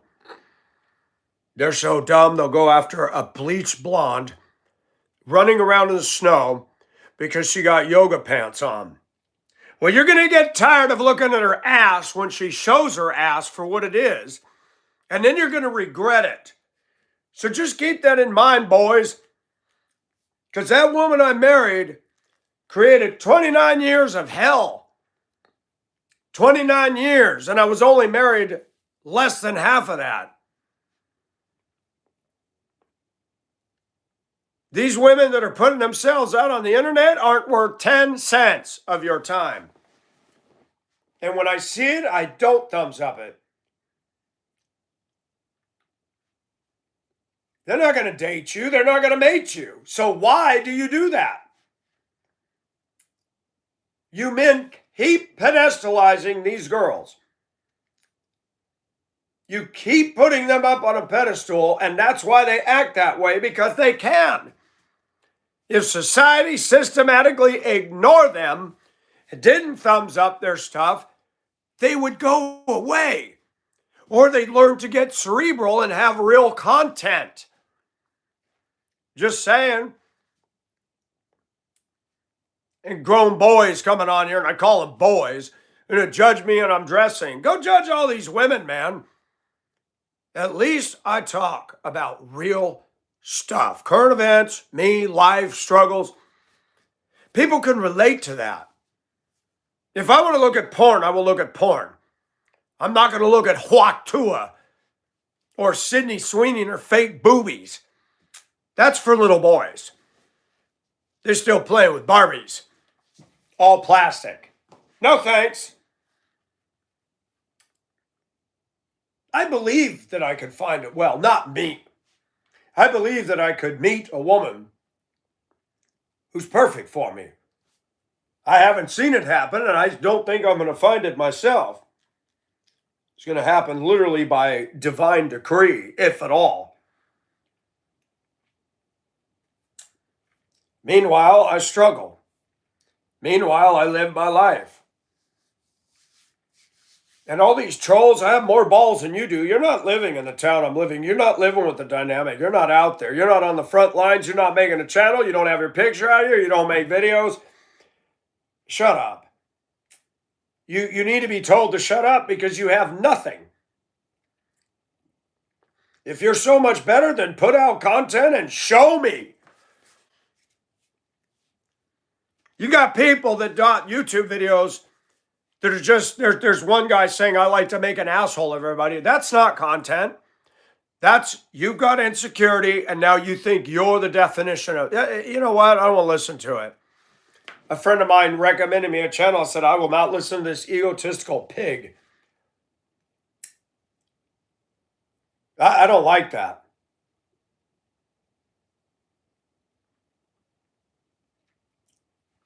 I don't like that.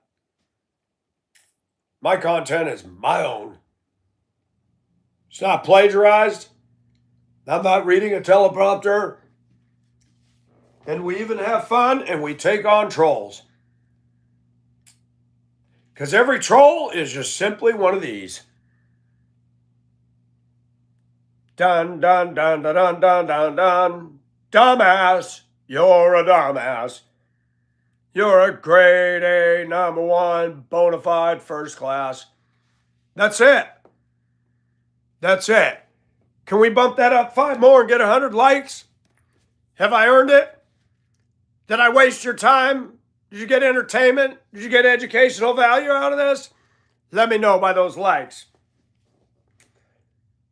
You know, I'm not ashamed to be who I am. I'm different. I take ownership of that. But I'm done trying to do what everybody thinks I ought to do, and I'm just going to do what I think I need to do and let the chips fall. You know, if this was a case where I was making lots of money and they said this is hurting your profit investment, okay. But it isn't. This is free. You don't like my channel. Why are you complaining about it? Why? You're not paying for it. Nobody's making you watch it.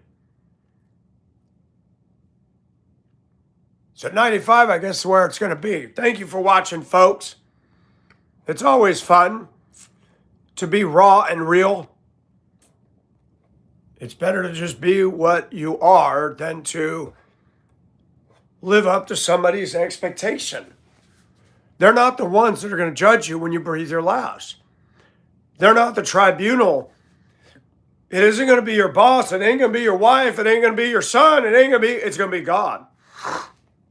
And I already know when I stand in God's presence, I'm going to know instantly how far short I've come. You're not God. God's going to tell me what he thinks of whatever I've been doing. He's going to let me know in no uncertain terms. It's called free will. Sometimes I push the envelope on that free will a little bit. I'm not going 100 miles an hour in my truck. I'm not selling drugs. I'm not drinking and substance abuse. I'm just working and go to my house.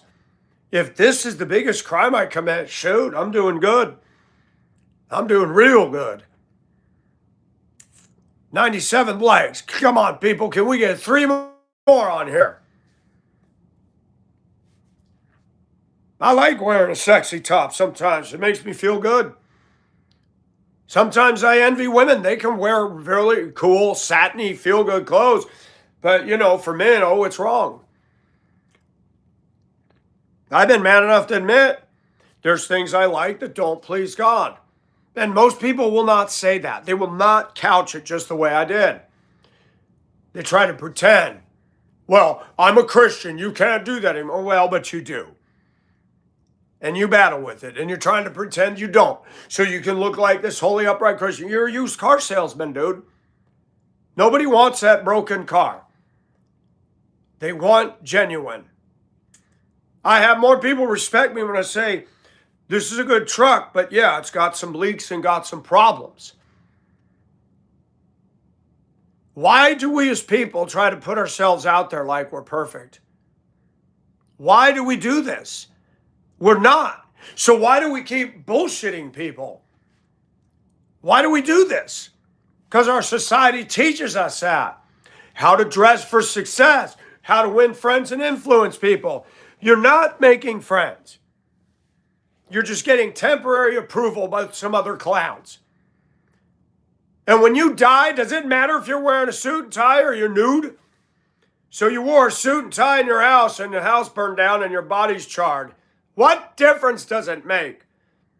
If clothing has got to be the determining factor of this, then that's why we have so many problems in this country, because we all look at what they're wearing and we don't look at this. And that's why we get corrupt clown politicians in office.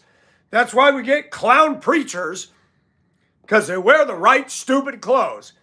But inside, they're full of darkness and demons and selfishness, and they're racketeers and profiteers. Michael doesn't do any of that.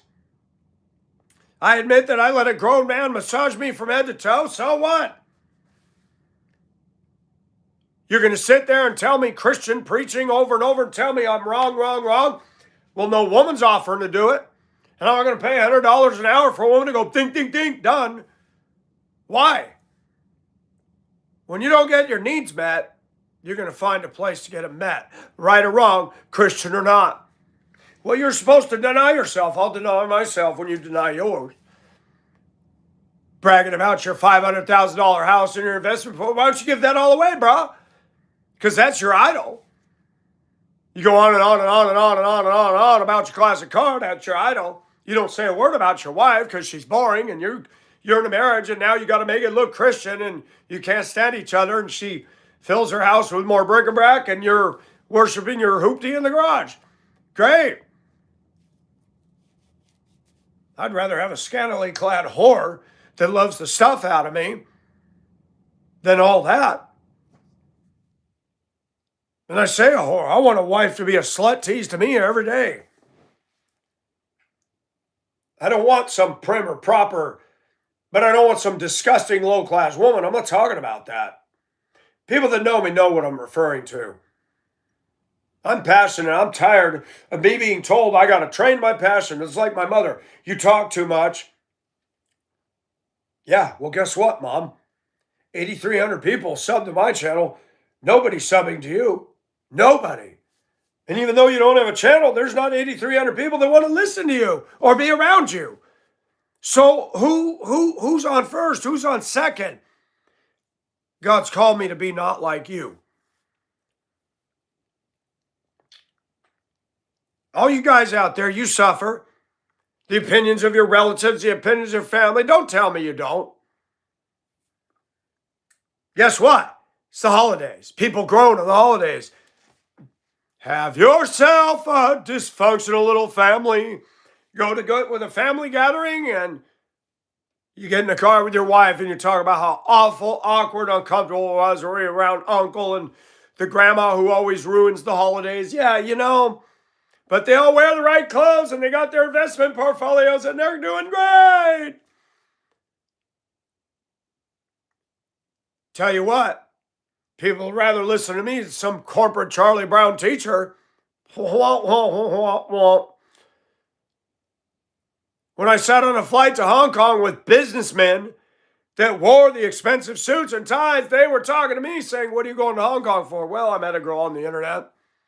And their boring little predictive self was fascinated by that. I don't want to listen to a man who tells me his success story in being a corporate robot. Remember, I liked Indiana Jones. I wanted a deuce and a half because he was riding on a military truck trying to stop the bad guy. I want to live life a little bit. I'll never be rich. I'll never have those big showy homes. I don't want it. But at least I had a deuce. At least I got to experience women around the world. At least I got to live in Hong Kong. At least I got to try this and try that. Am I a failure? No, because I belong to God. A failure goes to hell. A failure goes to hell. You get an F, you're done. You're washed up, beached whale. I'm not going to hell. Praise God for his grace. And God's going to deal with me, not you. So quit your trying. What is it about Americans? They got to put their hands all over me and touch and got to grab and control. You're not God. Give it up. That office is taken. It's not open. It's not up for hire. Stop playing God and telling me to be like you. I don't want to be you because you's pathetic. I've spent my life trying to be what everybody expects. I'm done. Besides, I kind of like it. It looks like I got some tots. I wish I had my own. Then I wouldn't need a woman. I could just massage them and enjoy myself. You know, women say they don't need men. Everything they depend on every day was made by men, not them. Just a friendly reminder from your local male. I love these women in America. I don't need a man. That damn phone you're holding wasn't designed by women, honey. Boom. The electrical grid that you depend on, that car you buy, none of that was created and designed by women. So we're all bad, but you depend on everything we made, depend on the infrastructure we put into place. You go to those big fancy buildings. They weren't built by chickies. They weren't built by Hawk Tuah. They weren't built by Sydney Sweeney.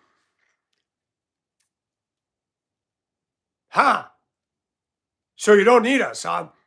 Well, y'all move to the island. Let's see you design bras and clothing and makeup. Because none of that was made by women. I believe the bra was invented by a man.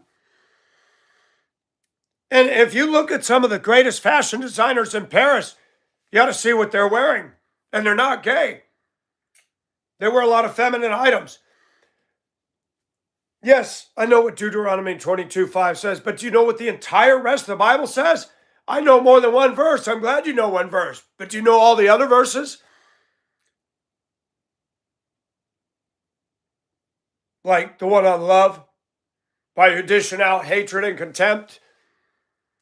See, that's the problem in America. We advertise. But what do we really believe? When you got to spend millions of dollars in ads, it's because you're a failure. When you're so good that people talk about you for you, you don't need to get on the radio and TV. I learned this in Denver, briefly. I came back, I tried to start my own little landscaping. Diamond in the rough landscaping. I worked at a couple's house in East Denver, upper end neighborhood.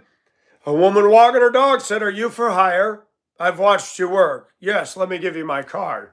While I was working on our yard, a gay man came by and said, "Are you for hire? I've watched you work." And I went through the whole neighborhood without one single advertisement. Because when you're good at what you do, people notice. When you got to advertise, because you're a fraud. And yes, that goes for McDonald's advertising their new chicky, fishy, fooky, laka, licky, tiki, wah. And everybody got to go get the fishy, looky, tiki, wah. Man, if it's that good, everybody will talk about it. You don't need to waste all that money. I love American men. They're the biggest morons on the planet. Ford in big letters on their window. Duh, I can tell it's a Ford.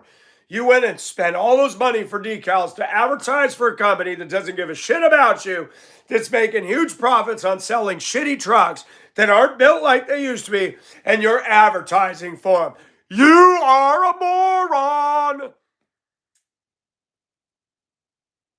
And then when they come out with those boxes you put on your Subaru that say Thule, and you got Thule stickers and Moto Fox stickers, you're paying to advertise that company. They should be paying you.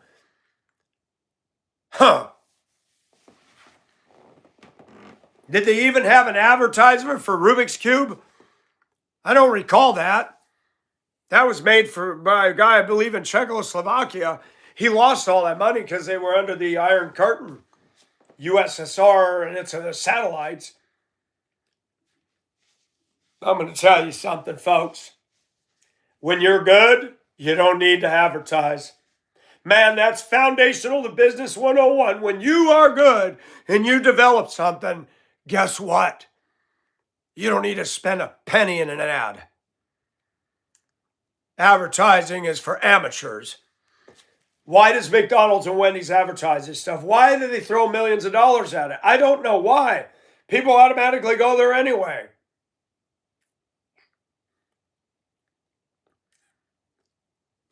Isn't it fun? We got 104 likes, by the way. I do need to acknowledge that. Thank you. I'm tired of playing make-believe. Mr. Rogers had his little section, let's play make-believe, and it was cute. It's for kids. Mr. Rogers was a good man. I don't think Mr. Rogers would condone my outfit, but he did teach me something. There's only one you. And we don't need to be like anybody else. Well, you're a Christian. You're supposed to be Christ-like. I am, but I'm not always. And you jumping on me isn't going to make it expedited any faster. I'm waiting for you to model it too, and you haven't done it yet. So don't worry about what I'm dressing. Worry about what you're doing that's making me go, nah, I don't want to be like you. Your Christianity's kind of a joke. Now the tables are turned. Thank you for listening, viewers. As always, we had fun. Challenge you to stimulating thinking that's real, straight from the heart. Straight from the heart! You give love a bad name. Many Christians give love a bad name. Their hatred, their contempt, their awful assessment of me and what I'm wearing. They don't do it because they love and care. They're hurling insults. They're being self-righteous. Is that the kind of relationship with God we're supposed to have? When you have intimacy, it changes you. And I don't see a lot of that in society, and that's why I struggle with lust. I'd rather see two women pleasing each other than all the hatred I see dished out by Christians towards me and others. I'm just saying, I'm human. I'm not going to condemn a woman who says, my friend made me feel good. I'm not. Society's nasty. Society's harsh as hell. Thank you for listening, people. And, yeah. Everybody have a good day, good evening, wherever you are. If you feel so inclined, please hit the likes, hit the subscribe. If you want to donate, it's hashtag Pacific Ocean Asia, all one word. Pacific Ocean Asia 77. If you don't, you still get to watch. It's free, no charge. I don't do memberships. I don't do that. Because you know what? Those guys need to go get a job. Making money regurgitating current events is not talent. But we do. We get sucked into that. This is real. This is original. I compete against nobody because, well, it's like when you're the first one that went to the moon, that stands on its own. I'm a pioneer. I'm breaking new ground. I started back in 2011, and I'm still doing it today. Everybody wants their channel to be smooth and polished and this and that, and got all these little doodads and things. This is real. A man wearing a woman's top. I love it. It feels so awesome. It feels so free to be able to do this. And it's not for you, I get that. But I'm a good-looking body. I don't have all this hair on me, and it looks better on me than it does on most women in America today. Some women shouldn't be wearing this clothing. It doesn't look right on them. I'm just saying. Isn't this fun? And I like all the people that get on here saying I have mental issues. I do. But you're not helping me. I'm actually pretty well adjusted in some ways. I face this world by myself. I don't got an army of people surrounding me. Some of you guys that are making your comments, you got all kinds of substance abuse and false senses of reality going on. You're the ones that got to get some mental professional help. I don't need that. I need God. And God's not done with me yet. And He gave me free will and I get to exercise it reasonably.